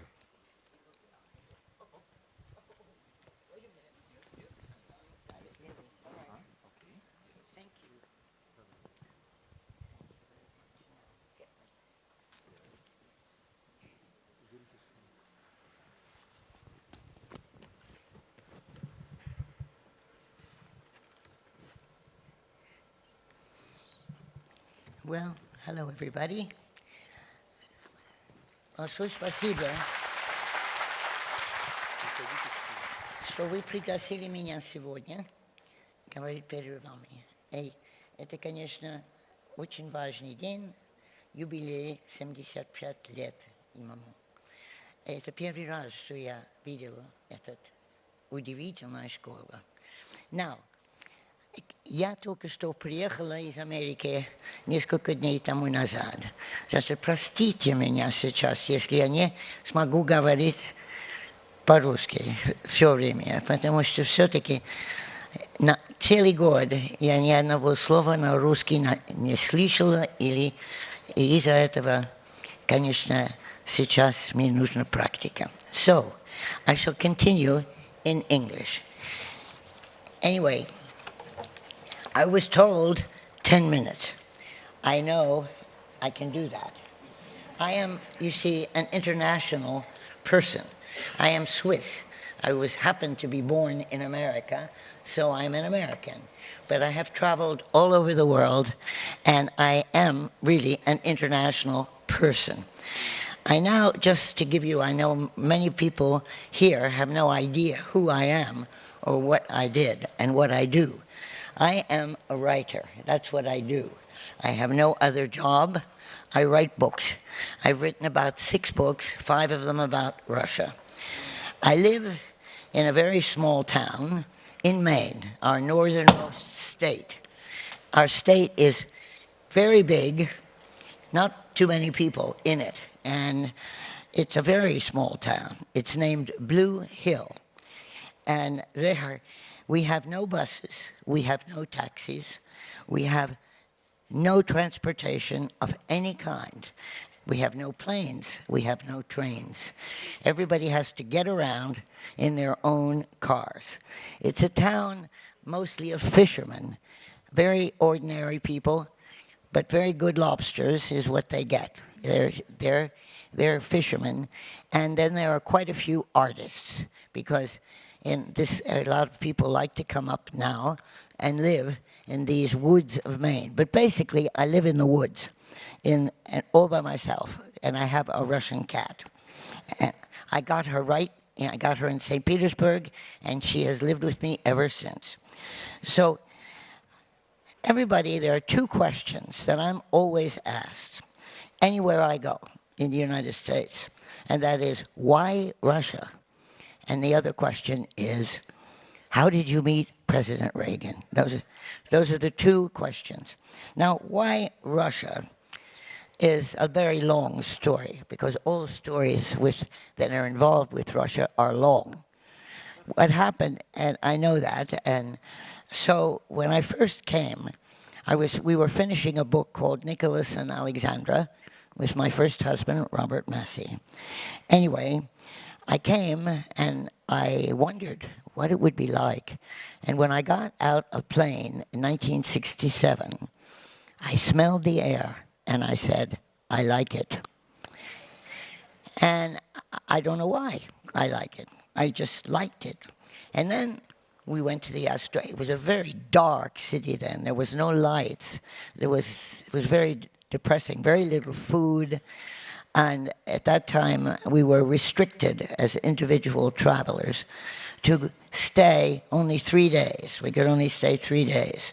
This was carefully organized so that we would meet no Russians, and Russians would not meet us.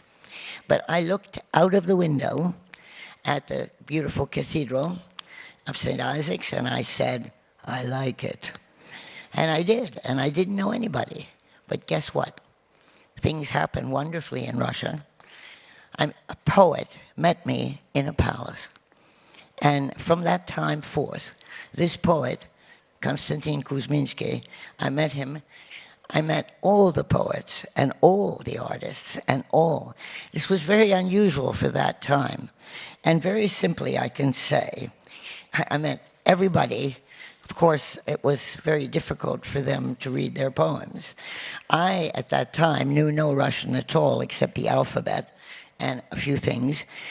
And then, but the poets the word would go out. The poets were going to read, and you'd go there and they'd say, Прочитайте ваши стихи. And that they would do. Они прочитали 3 часа. And so I began to learn Russian from the poets. And of course, nobody is better to teach you about a city than a poet. So I fell in love with the city of St. Petersburg. And I have been in love with it ever since. And at that point, it was new. And when we left, they said, we met people then, right, quite a few, as a matter of fact. And they said, will you come back? And I said, I will. And I knew I would. I knew I would because I had already fallen in love with Russia. And I knew that, and I don't know, nobody knows why one loves anything. It's always a greater mystery than death is to us, how love comes and why love comes. But that's what happened to me. And I kept coming, and I kept coming until I knew all, I really mean all the poets and all of them.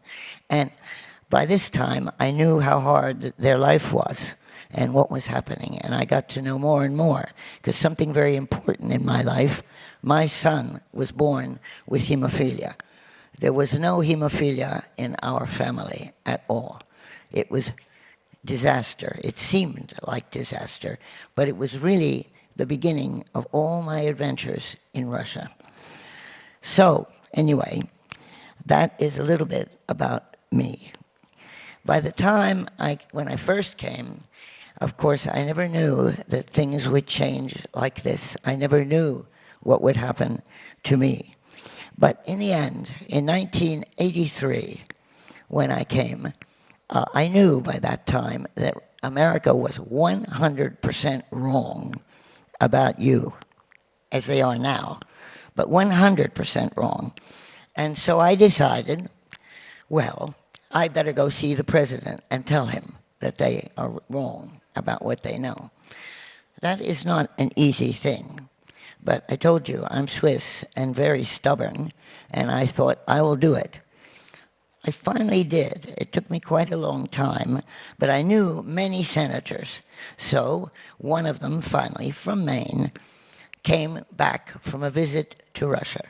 And what did he say? He had seen Yevtushenko, he had seen everybody, and so he wanted to talk about Russia. So I talked with him a long time, and every so often he would go and vote, and then he would come back. It was Bill Cohen, who became Secretary of Defense.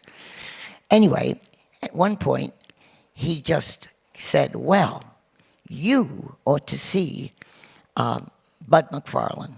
That was the National Security Advisor at the time. And I said to myself, yes, yes. So he picked up the telephone. This is how easy it was.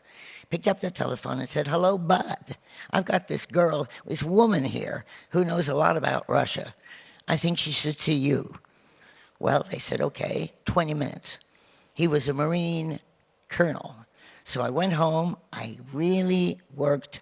I made the whole thing very short. I did, 20 minutes exactly.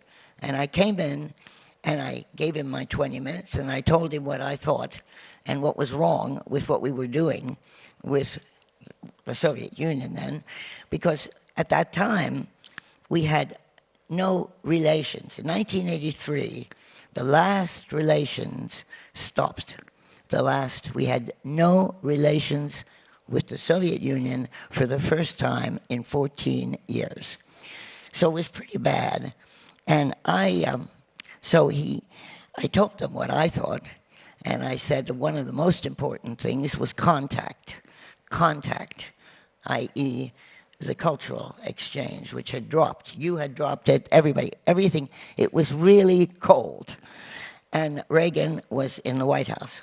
So anyway, to make a long story short, one day they called, I saw him for 20 minutes, and then he said he never got up. He said, what you have to say is so interesting. Would you come back for 2 hours? And I said, yes. So I went back once, twice, and he said, I've talked to the president about this, and he's very interested. So one day they said, you are now invited to the Oval Office. So I went. The whole place, when I saw it, I thought it was going to be, hello, Mrs. Massey. Goodbye, Mrs. Massey. Photograph, goodbye. No. I came into the Oval Office. There was Reagan, very, very tall. And around him were nothing but men. All the cabinet were there, all at once. And I looked at them, and he said the terrible words, sit down, Mrs. Massey. So I sat down and started to talk to him. And I decided I was going to forget all these men. There were 15, boom, boom, boom, all around. I would just look into his eyes. And I did. And that's how it began. Well, we got along very, very well. Reagan was a very interesting man, actually, much more interesting, I learned. I was to see him for 4 years, very steadily. And what did he want to know? He wanted to know about you.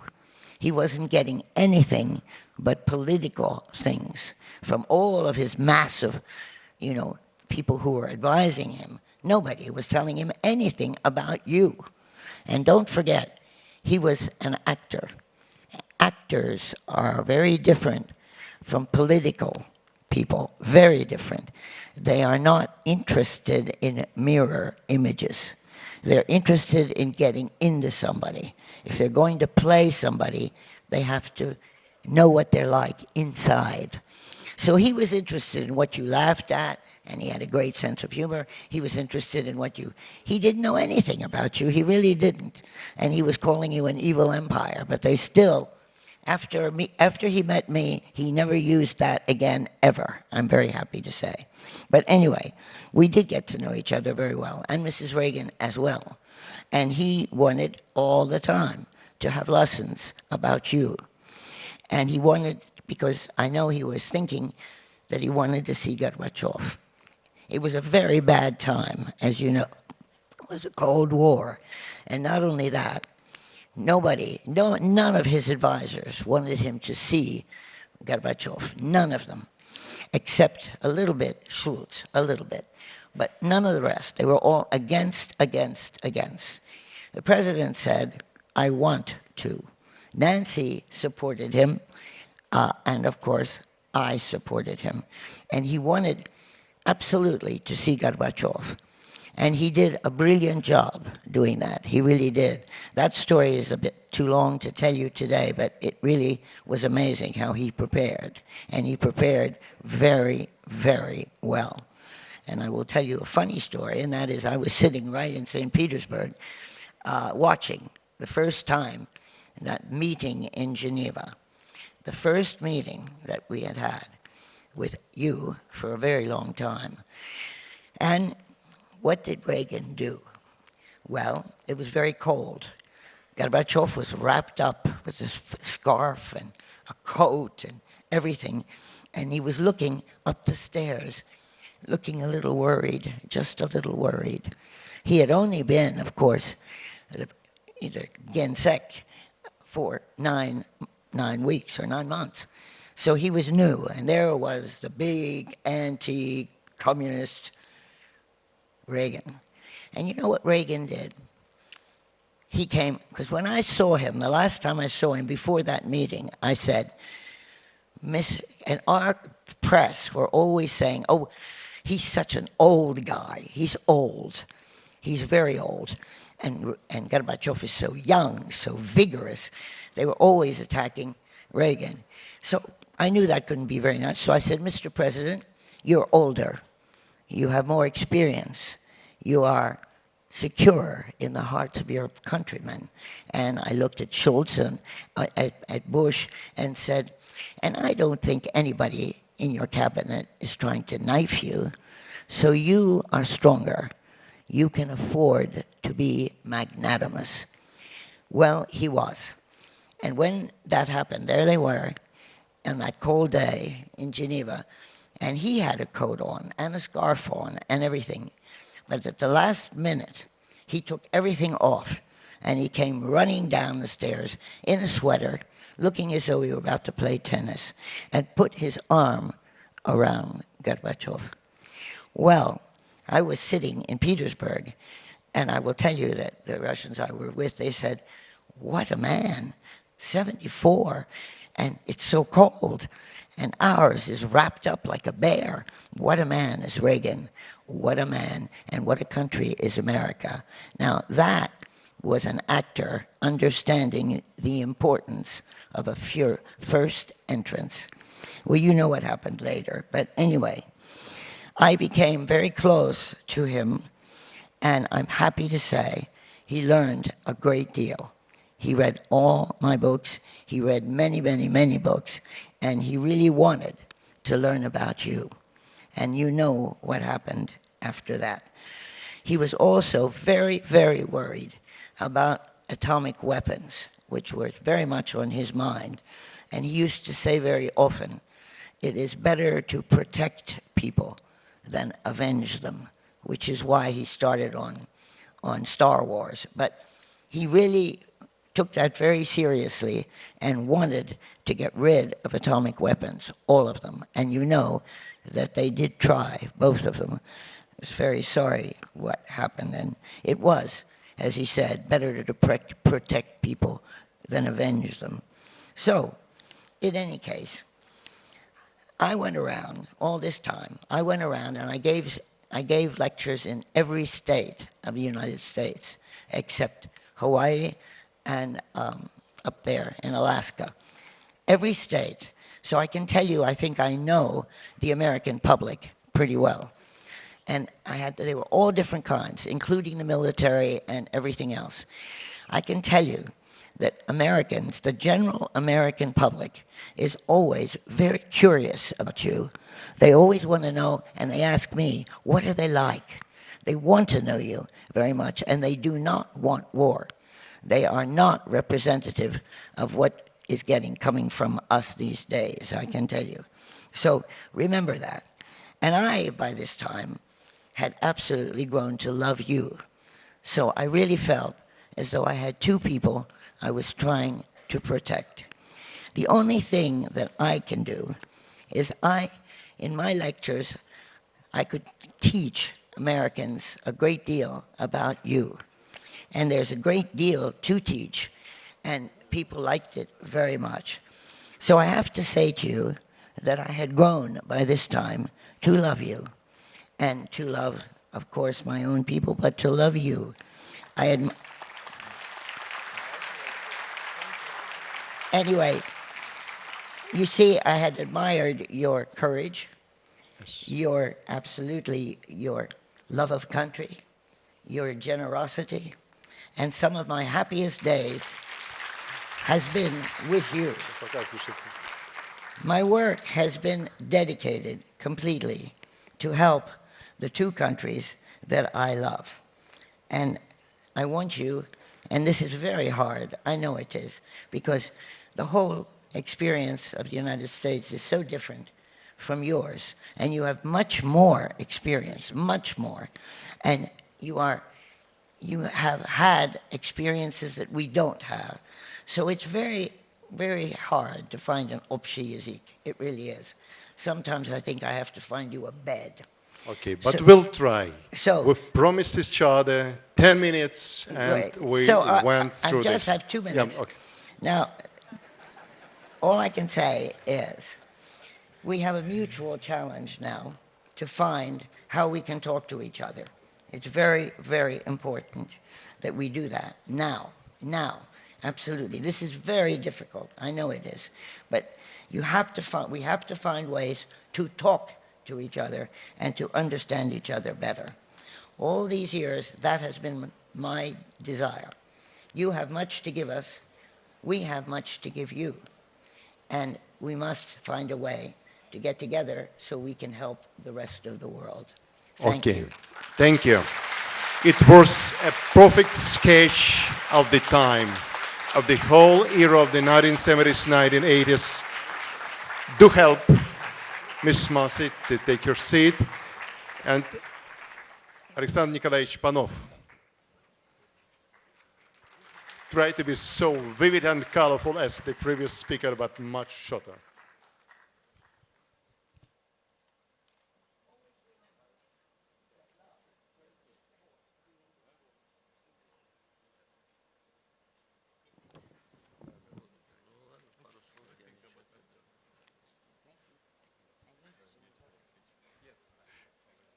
Александр Николаевич.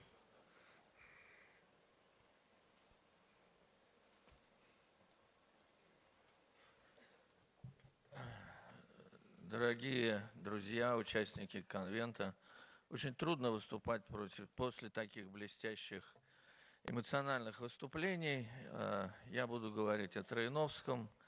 И когда я думал, что же сказать, вот сегодняшнее наше собрание навеяло меня на ту мысль, что вот выдающиеся великие дипломаты прошлого века, они вышли из разных сословий.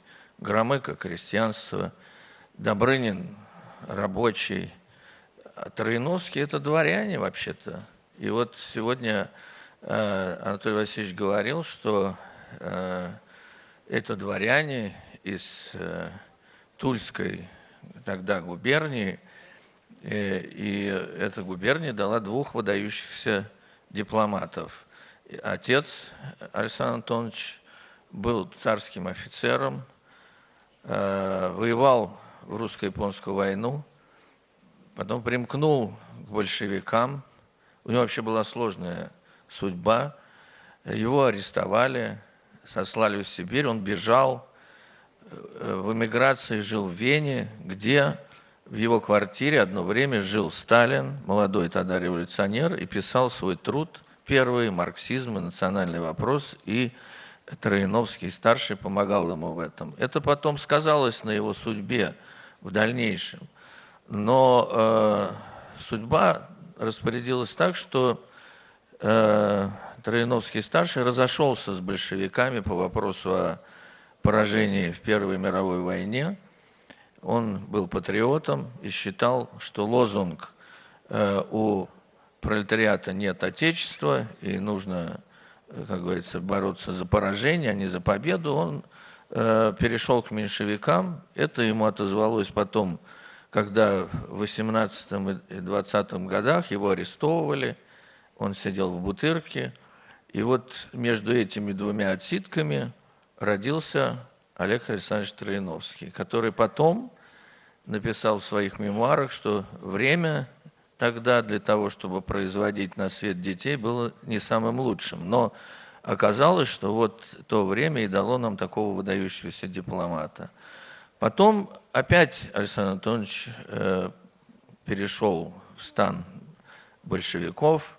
Это случилось, как пишет Троиновский в своих мемуарах, вообще так случайно.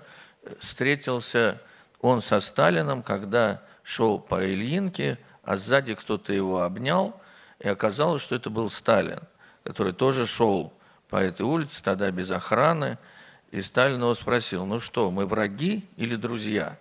Ну, Троиновский-старший сказал, что да нет, мы, конечно, друзья. И после этого началась его уже карьера в Советском Союзе. Он занимал многие видные посты хозяйственные. Затем в 1927 году был назначен послом в Токио, а в 1933 стал первым послом в Соединенных Штатах Америки.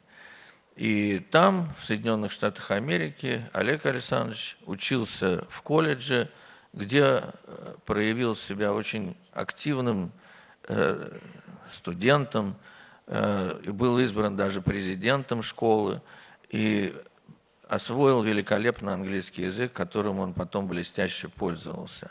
Ну, я познакомился с Олегом Александровичем впервые в 1967 году, когда стажером МГИМО проходил практику в посольстве нашем в Токио, и в один из воскресных майских дней я дежурил по посольству. Это была очень такая простая миссия.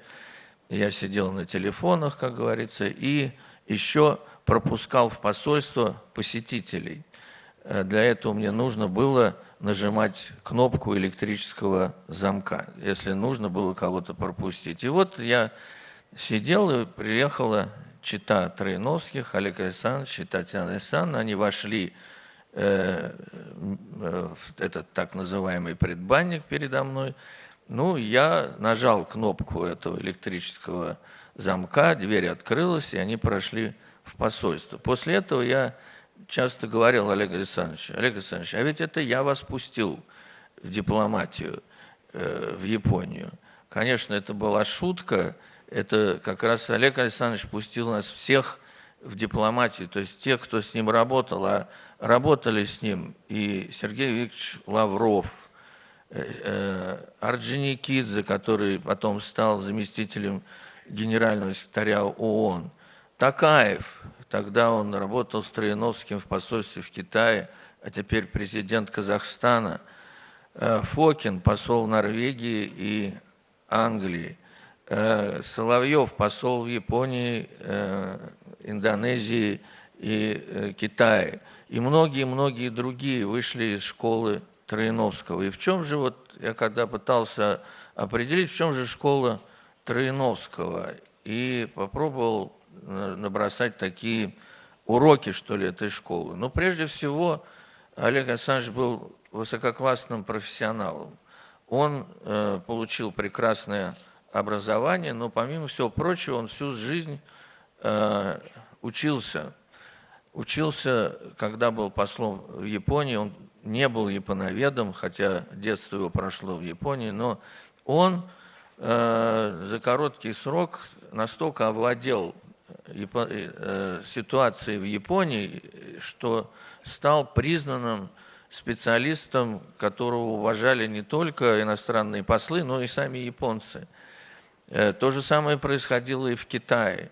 То есть он считал, что всю свою жизнь дипломат, особенно посол, должен учиться, совершенствовать свои знания. И высокий интеллектуальный уровень необходим дипломату, он говорил, по двум основным причинам. Во-первых, это позволяет более эффективно выполнять свои обязанности аналитика, происходящих в стране пребывания процессов, а во-вторых, обеспечивает и авторитет и уважение в широких кругах иностранной политической деловой элиты, без чего работа посла в лучшем случае будет носить технический характер, а в худшем станет провальной.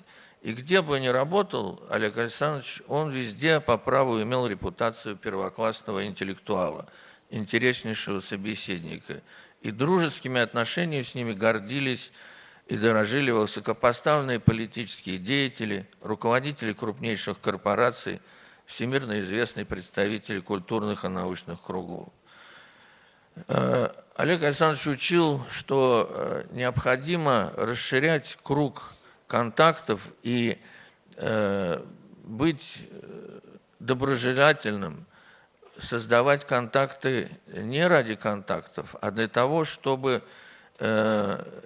иметь возможность активно продвигать интересы своей страны.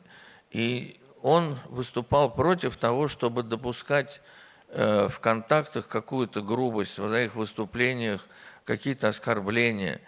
Тогда, кстати, в советское время довольно популярно было, особенно в публичных выступлениях, клеймить империалистов.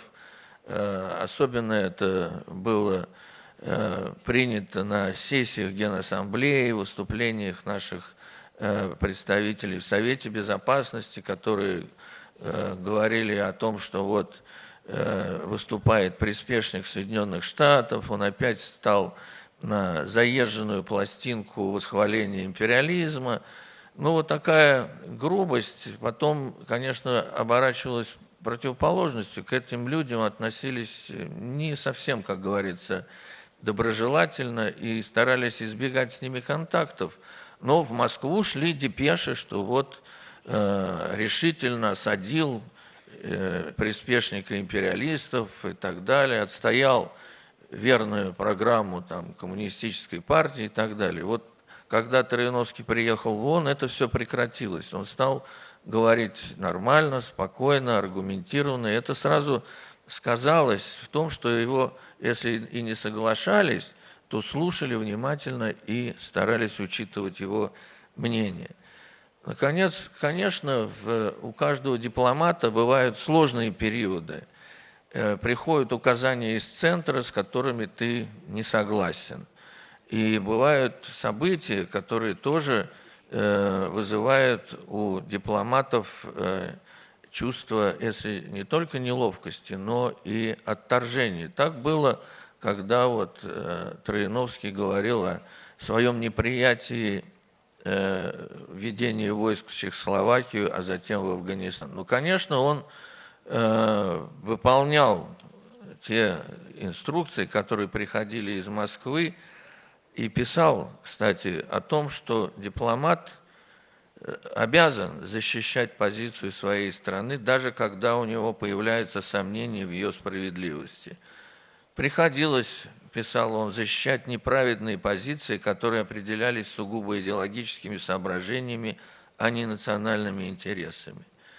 Но как бы ни относился дипломат к таким инструкциям, указаниям, у него есть определенное поле маневра. И он, Олег Александрович, особенно выступая в ООН, находил такие аргументы и объяснения принятых решений, которые были, если и не способны повлиять и изменить отношение к ним многих государств, то все-таки добиться понимания того, почему это произошло, или смягчения своей позиции. Ну и вот Олег Александрович вспоминает в своих мемуарах о том, что он встречался с премьер-министром Японии Сато, и как раз это было после событий в Чехословакии. Он ему разъяснил ситуацию, и японец сказал: ну, вот из-за того, что вы сказали, я понял, что у Советского Союза не было другого выбора. И, конечно, посол вправе высказывать свои соображения, свои мнения по различным позициям. Но главное, чтобы эта информация была максимально достоверной, объективной и не подыгрывала центру, иначе центр может принять неправильное, неверное решение. Это тоже один из его уроков. И, конечно, его депеши, его информации носили всегда объективный, очень выверенный характер. Они были высокого уровня. Это документы, которые действительно отличались и по стилю, и по содержанию от того, что писалось большинством других посольств. Я помню, как Добрынин говорил о том, что вот когда приходят телеграммы, которые писал Троиновский, он всегда дает их читать своим дипломатам, чтобы они учились, как надо делать такие документы. Ну и, конечно, Троиновский был первопроходцем в том, что касается общения с прессой. Вот сейчас это кажется странным, но тогда для того, чтобы посол выступил где-то на телевидении, в газете или просто в каких-то беседах, ему приходилось получать разрешение центра. Троиновский первый начал говорить свободно, общаться с журналистами, находить очень интересные для журналистов сюжеты. И не случайно газета «Нью-Йорк Таймс» назвала его дипломатическим виртуозом, а его популярность в средствах массовой информации была чрезвычайно высокой. К тому же он обладал очень хорошим чувством юмора, был открытым человеком, и к нему поэтому тянулись и дипломаты, и представители политических кругов, научных, деловых. Он умело рассказывал анекдоты, шутил, и всегда вокруг него образовывался такой круг слушателей, все смеялись, он сам очень любил посмеяться. И это вызывало такое очень доброжелательное отношение к нему. Но я приведу один пример, который потом цитировали, по-моему, все средства массовой информации в Соединенных Штатах и не только. Когда он выходил из здания, из заседания Совета Безопасности, то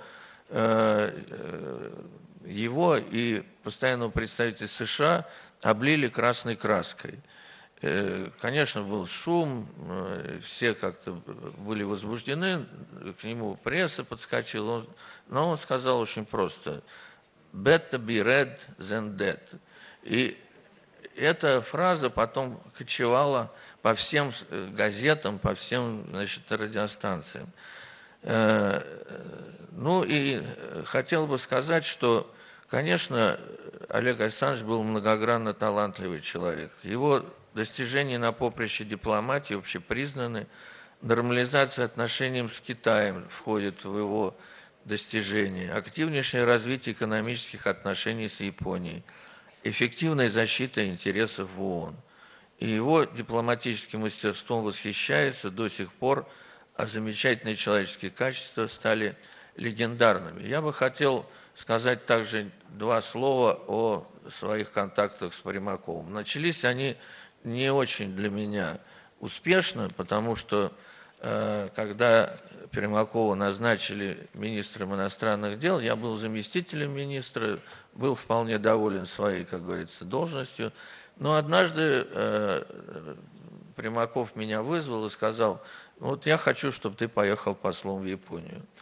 Я говорю: ну уже есть другой кандидат, он прошел коллегию, но он не японист, а вот я хочу, чтобы вы поехали. Я тогда расстроился, я хотел работать в команде Примакова, ну что поделаешь, я поехал. Через некоторое время, когда я приехал в отпуск, Примаков меня принял и сказал: ну вот видите, как все хорошо получилось, а вы типа того не хотели ехать. И потом еще был один очень памятный для меня случай. Приехал с визитом премьер-министр Японии Обути, и его принимал Примаков, и когда его принимал Ельцин, и мы с Примаковым были на этой беседе, а тогда была мода такая встреча без галстуков. И Ельцин говорит, значит, Убуте, что вот сейчас мы тут вот меняемся галстуками, и вот было бы неплохо, если бы вы поменялись галстуком с Примаковым тоже. Ну, Абути говорит, да пожалуйста, и начал снимать быстро галстук, и я посмотрел, галстук у него был специфический, на галстуке были сплошные коровы. Дело в том, что он родился в год быка, коровы, и поэтому весь галстук был в коровах. И когда Евгений Максимович увидел этот галстук, он так как-то замялся. И Ельцину говорит, ну что ты, снимай. Я посмотрел на галстук Примакова, а он такой очень дорогой галстук-то был. Ну и все-таки ему пришлось отдать. И Абути сразу повязал галстук, а Евгений Максимович сказал, вам, господин Абути, очень идет мой галстук. Но, понимая, так сказать, неловкую ситуацию, я потом в дьюти-фри купил аналогичный галстук и послал Евгению Максимовичу с припиской, что я извиняюсь за безответственное поведение японца и вот принимаю ответственность на себя. Но потом мы над этим посмеялись. Это просто зарисовки о человеческих отношениях, в которых вот, действительно здесь говорили, не было такого разрыва. Ты начальник, я подчиненный, я, как говорится, знаю свое место, никогда ничего не выскажу, а буду слушаться только, что мне приказывают. Это были действительно великие дипломаты, их наследие огромное, и нам еще предстоит много его изучать. Спасибо. Спасибо, Александр Николаевич. И сейчас министр иностранных дел, президент Ассоциации выпускников МГИМО Александр Александрович Бессмертных.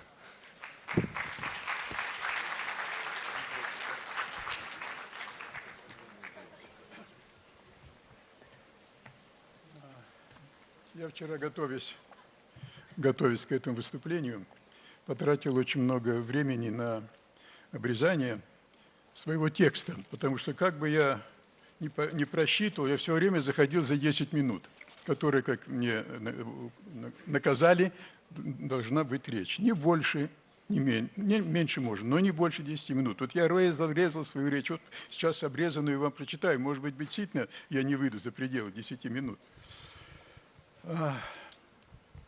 Уважаемые коллеги, прежде всего я хотел бы вам выразить глубокую благодарность за прекрасную идею создать должное нашим выдающимся дипломатам, которые на протяжении дальних и близких десятилетий сделали много для обеспечения безопасности и свободного развития России в бесконечно неспокойном мире. Эта идея не только закрепляет в истории и закрепляет их имена в истории, но и раскрывает многообразие испытанных ими стратегических и тактических решений, порой неожиданных для дипломатических ходов, которые сегодня могут обогатить нашу внешнеполитическую стратегию. Анатолий Федорович Добрынин, которому сегодня исполнилось бы 100 лет, он родился 16 ноября, принадлежит к категории от природы исключительно талантливых людей. В свое время, став сам послом в Вашингтоне, где я когда-то работал советником-посланником, я опирался в работе на многое из его опыта. Я этот опыт очень хорошо знал, поскольку мы очень много работали и очень много обсуждали серьезных проблем и серьезные дела. Его мудрость, сохранившаяся в моей памяти, помогала мне находить решения даже очень сложных проблем. Опыт и Анатолия Федоровича передавал нам, был чрезвычайно богат, и во все мои годы деятельности я всегда прислушивался к его советам. Даже когда я был послом в Вашингтоне, и министром иностранных дел. Советы Добрынина были для меня как указания, как не просто подсказки, а как мудрости, которые нужно соблюдать. И не только опыт. У меня с ним было много бесед и во время нашей совместной службы, и после того, как мы оба ушли из этой службы. Эти беседы были крайне полезны. В частности, он всегда подчеркивал, что касается послов, что посол никогда не должен изгибать правду. Москва должна получать только честную информацию, даже если она не красит посла. Мне запомнился один факт, о котором Добрынин однажды рассказал в подтверждении правильности его подхода и этого принципа. Это было во время Никсона, Киссинджера. Брежнев, отстаивая какой-то аргумент в переговорах с Киссинджером, взял и дословно зачитал ему секретную телеграмму советского посла о беседе, которая у того состоялась с госсекретарем. Это был невероятно сложный момент, но Киссинджер подтвердил правильность доклада Добрынина. И дальше Анатолий Федорович отмечает, если бы эту запись вкралась хоть крупицы неточности, я бы не только навсегда утратил возможность вести конфиденциальные беседы с американским руководством, но и в глазах наших лидеров предстал бы в профессионально неприглядном виде. Это была бы катастрофа. Когда в Москве и Вашингтоне в 2007 году были одновременно опубликованы записи бесед Анатолия Федоровича и Киссинджера 1970-х годов, последний засвидетельствовал, что, даже цитирую, в телеграммах Добрынина чувствуется такая проницательность и широта взглядов, которые редко встречаются в сфере дипломатии. Во время Линдона Джонсона, сначала неожиданно оказавшегося в президентском кресле после убийства Кеннеди, Добрынину пришлось окунуться в сложнейшие перипетии войны во Вьетнаме, арабо-израильского противостояния, чехословацких событий, связанных с вводом советских войск в Прагу. Этот период выявил новые грани дипломатического таланта Добрынина, оказавшегося в атмосфере острых всплесков то шовинистического угара в связи с развертыванием Вьетнамской войны, то антисоветского шабаша после ввода наших войск в Чехословакию, надолго отравившего международную атмосферу, ударившего по престижу СССР и его интересам в Восточной Европе. К тому же в Москве произошло событие, это насильственное отстранение от власти Хрущева. Меня удивляла способность Анатолия Федоровича даже в мелочах улавливать проявление важной тенденции. Это шло прежде всего от эрудированности, опыта и постоянной ментальной настроенности на поиск внутренних пружин событий. И именно Добрынину впервые удалось открыть конфиденциальный канал с Белым домом, о котором даже в американском правительстве никто не знал. Недалеко от его кабинета, в защищенной от прослушивания каморке, стоял телефон, подняв который, он напрямую выходил на Киссинджера или даже на президента. Точно так же и Белый дом выходил на посла. Звонок у телефона был особенный, и когда он раздавался, посол вбегал в звуконепроницаемую камеру, и вот там продолжался разговор. Наличие у Добрынина конфиденциального канала и закрытых встреч с президентом, госсекретарем, с помощником президента по национальной безопасности понятно предполагало, что посол был в курсе всех проблем, возникавших между двумя странами, знал мельчайшие детали позиций, даже по сугубо специальным вопросам. А их было много. Вьетнамская война, Китай, Восточная Европа, Берлин, Куба, Ближний Восток, торговые связи, антисоветские вылазки Конгресса, иммиграция, права человека и тому подобное, их было действительно много. В конце 60-х и начале 70-х годов в числе приоритетных задач вошло ограничение стратегических, а позднее и космических вооружений. После первых негласных прощупываний в октябре 1969 года Добрынин получил инструкцию связаться с Никсоном и сообщить ему о готовности начать двустороннее обсуждение возможных ограничений стратегических вооружений. Я думаю, все сейчас понимают, как мы выходили на совершенно фундаментальные проблемы мировой стабильности. В этих условиях был активно задействован конфиденциальный канал. Основные вопросы отрабатывались сначала на уровне Добрынина-Киссинджера. И должен прямо сказать, что кроме посла, доступ к этим секретным переговорам имел только советник-посланник. Это был я. Добрынин со мной готовил позиции и аргументы для контактов с Киссинджером. Даже резиденты наших разведок не были посвящены в таинство этих контактов. В значительной мере благодаря усилиям Анатолия Федоровича был подписан в 1972 году один из первых в истории важнейших разоруженческих документов – договор о противоракетной обороне ПРО. Киссинджер и Никсон были настойчивыми сторонниками скрытой дипломатии. Вот. Они, например, и даже не своим собственным коллегам они пытались не высказывать то, о чем они говорят с советским послом. Примером успешного применения этой тактики были разоруженческие переговоры Добрынина-Киссинджера, о которых знали, об этом переговорах знал только я. Трудными были переговоры по ОСВ-2, ограничению стратегических вооружений 2, в которых Добрынин и посольство сыграли наряду с нашей делегацией в Женеве ведущую роль. В 1979 году мы с Добрыниным, как участники переговоров, вылетали из Вашингтона в Вену, где состоялась церемония подписания Брежневым и Картером этого исключительно важного документа. Эти документы лежат в основе и ныне продолжающихся переговоров по стратегическим наступательным вооружениям. Кроме вопросов стратегических вооружений, большое внимание уделялось территориальным, географическим ситуациям Кубе, Ближнему Востоку, Афганистану, Камбодже, Анголе, Никарагуа. Не было по существу ни одного глобального или регионального вопроса, который не проходил бы через посольство в Вашингтоне.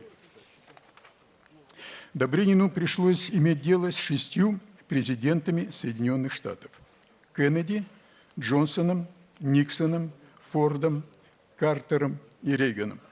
Они были разными и требовали разных подходов.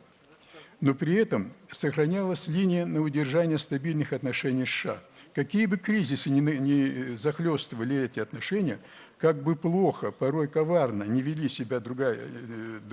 себя другая сторона, Добрынин исходил из того, что сохранение прочных отношений с Вашингтоном играет на руку не только нашим 2 странам, но и остальным государствам мира. Переговоры – это, как мы все знаем, высшая форма дипломатического искусства. Добрынин умел выстраивать такие варианты, такие варианты бесед в зависимости от характера собеседника. Он приходил на разговор, как правило, 1 на 1, ничего во время разговоров не записывал, и только по возвращении в кабинет выкладывал и составлял телеграмму для Москвы. Так что я, поскольку мне предлагают сократить свое выступление, я хочу завершить это просто своим абсолютно личным впечатлением и мнением, что такие послы, такие дипломаты, как Добрынин, это, к сожалению, не очень распространенное явление. Такие люди рождаются нечасто, а может быть, они рождаются часто, но мы их не обнаруживаем. Поэтому эти имена, которые вошли в историю, заслуженно вошли в историю, они заработаны огромным трудом и прекрасным интеллектом, они, конечно, должны составлять список людей, которым мы должны поклоняться, и которые должны помогать нам в нашей собственной дипломатической работе. Спасибо за внимание. Спасибо. Спасибо, дорогой Александр Александрович. Коллеги, я должен сказать, что, конечно, у нас много желающих выступить сегодня и рассказать о наших великих. Но, как говорится, не бывает ни одной конференции, где не нарушается регламент. приглашен сегодня известный еще певец для того, чтобы порадовать слух, который уже нервничает, поскольку ему надо ехать дальше, видимо, выступать. Но дело даже не в этом. Я должен сказать, что о наших великих написано уже немало книг. Вот сейчас, к 90-летию Евгения Максимовича, вышло новое издание «Мидовское. Воспоминаний» о Евгении». Я не знаю, Ирина Борисовна имеет уже его или нет. Замечательное издание. Там воспоминания очень близких друзей. И оно обновленное и содержит гораздо больше статей, чем в том, что было предыдущим. И о Юлии Михайловиче вышла в свое время стараниями Ольги и Володя прекрасная книга, которая есть у нас в библиотеке, и в библиотеке многих из нас, присутствующих здесь в зале. О них хотелось бы говорить. Но вы сами понимаете, что каждый из сегодняшних героев заслуживает не просто отдельного разговора, а большой конференции. Потому что и разные исторические эпохи они трудились, и в общем, представляли не только дипломатическое мастерство, но и удивительное человеческое обаяние, умение работать с людьми, работать в команде. Вот мне просто посчастливилось, должен сказать, работать с Анатолием Федоровичем Добрыниным и, конечно, с Евгением Максимовичем Примаковым. Это была радость, такое общение. Человек, который умел видеть проблему, помогал эту проблему решить. И вот сегодня, когда прошло время, мы регулярно, надо сказать, видимся, товарищи Евгений Максимович и младший, к коим я отношусь, даже если это не специальный повод в связи с какими-то событиями, Евгений Максимович всегда разговор о нем, и всегда мы его вспоминаем с глубочайшей любовью и почтением. Я хотел бы всех сердечно поблагодарить. И сейчас наш друг прибыл с такой важной бумагой, и я не могу не дать ему слово. Это посол Азербайджана Полат Бюльбюль-Аглы, всем нам хорошо известный.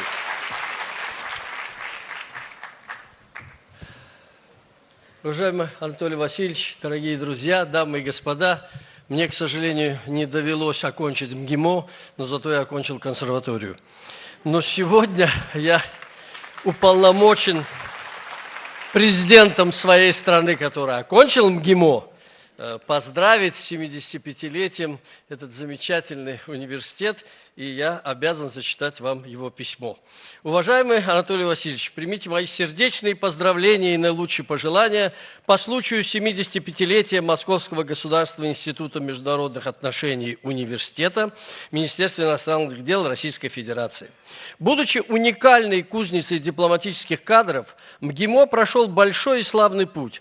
Сегодня МГИМО заслуженно считается флагманом российского высшего образования, символом качественного обучения и по праву является одним из престижных учебных заведений мирового значения.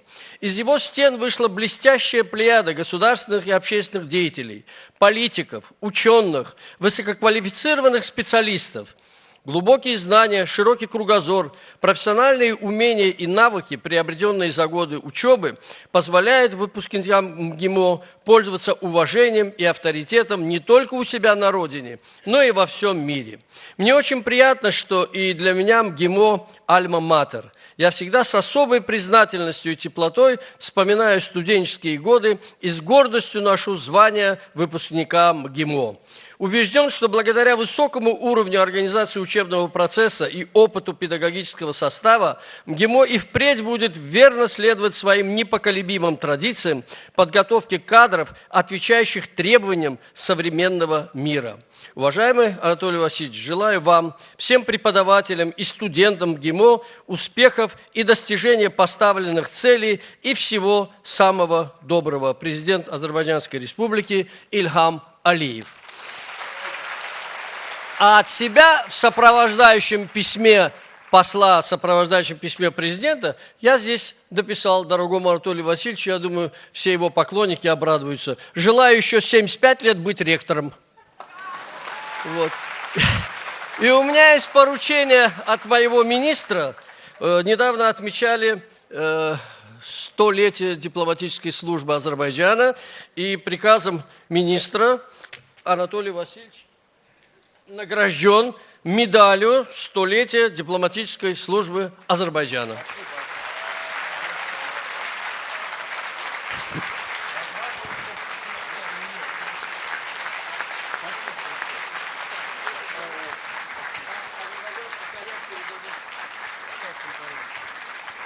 Ну что, на этом наша официальная часть заканчивается.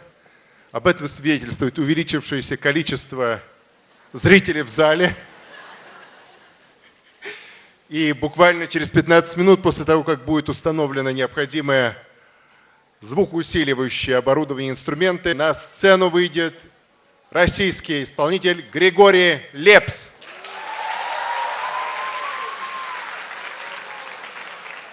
Ну а сейчас те устал, пока вот выйдут, а те, кто бережет свои места, останутся на них сидеть. 15 минут перерыв.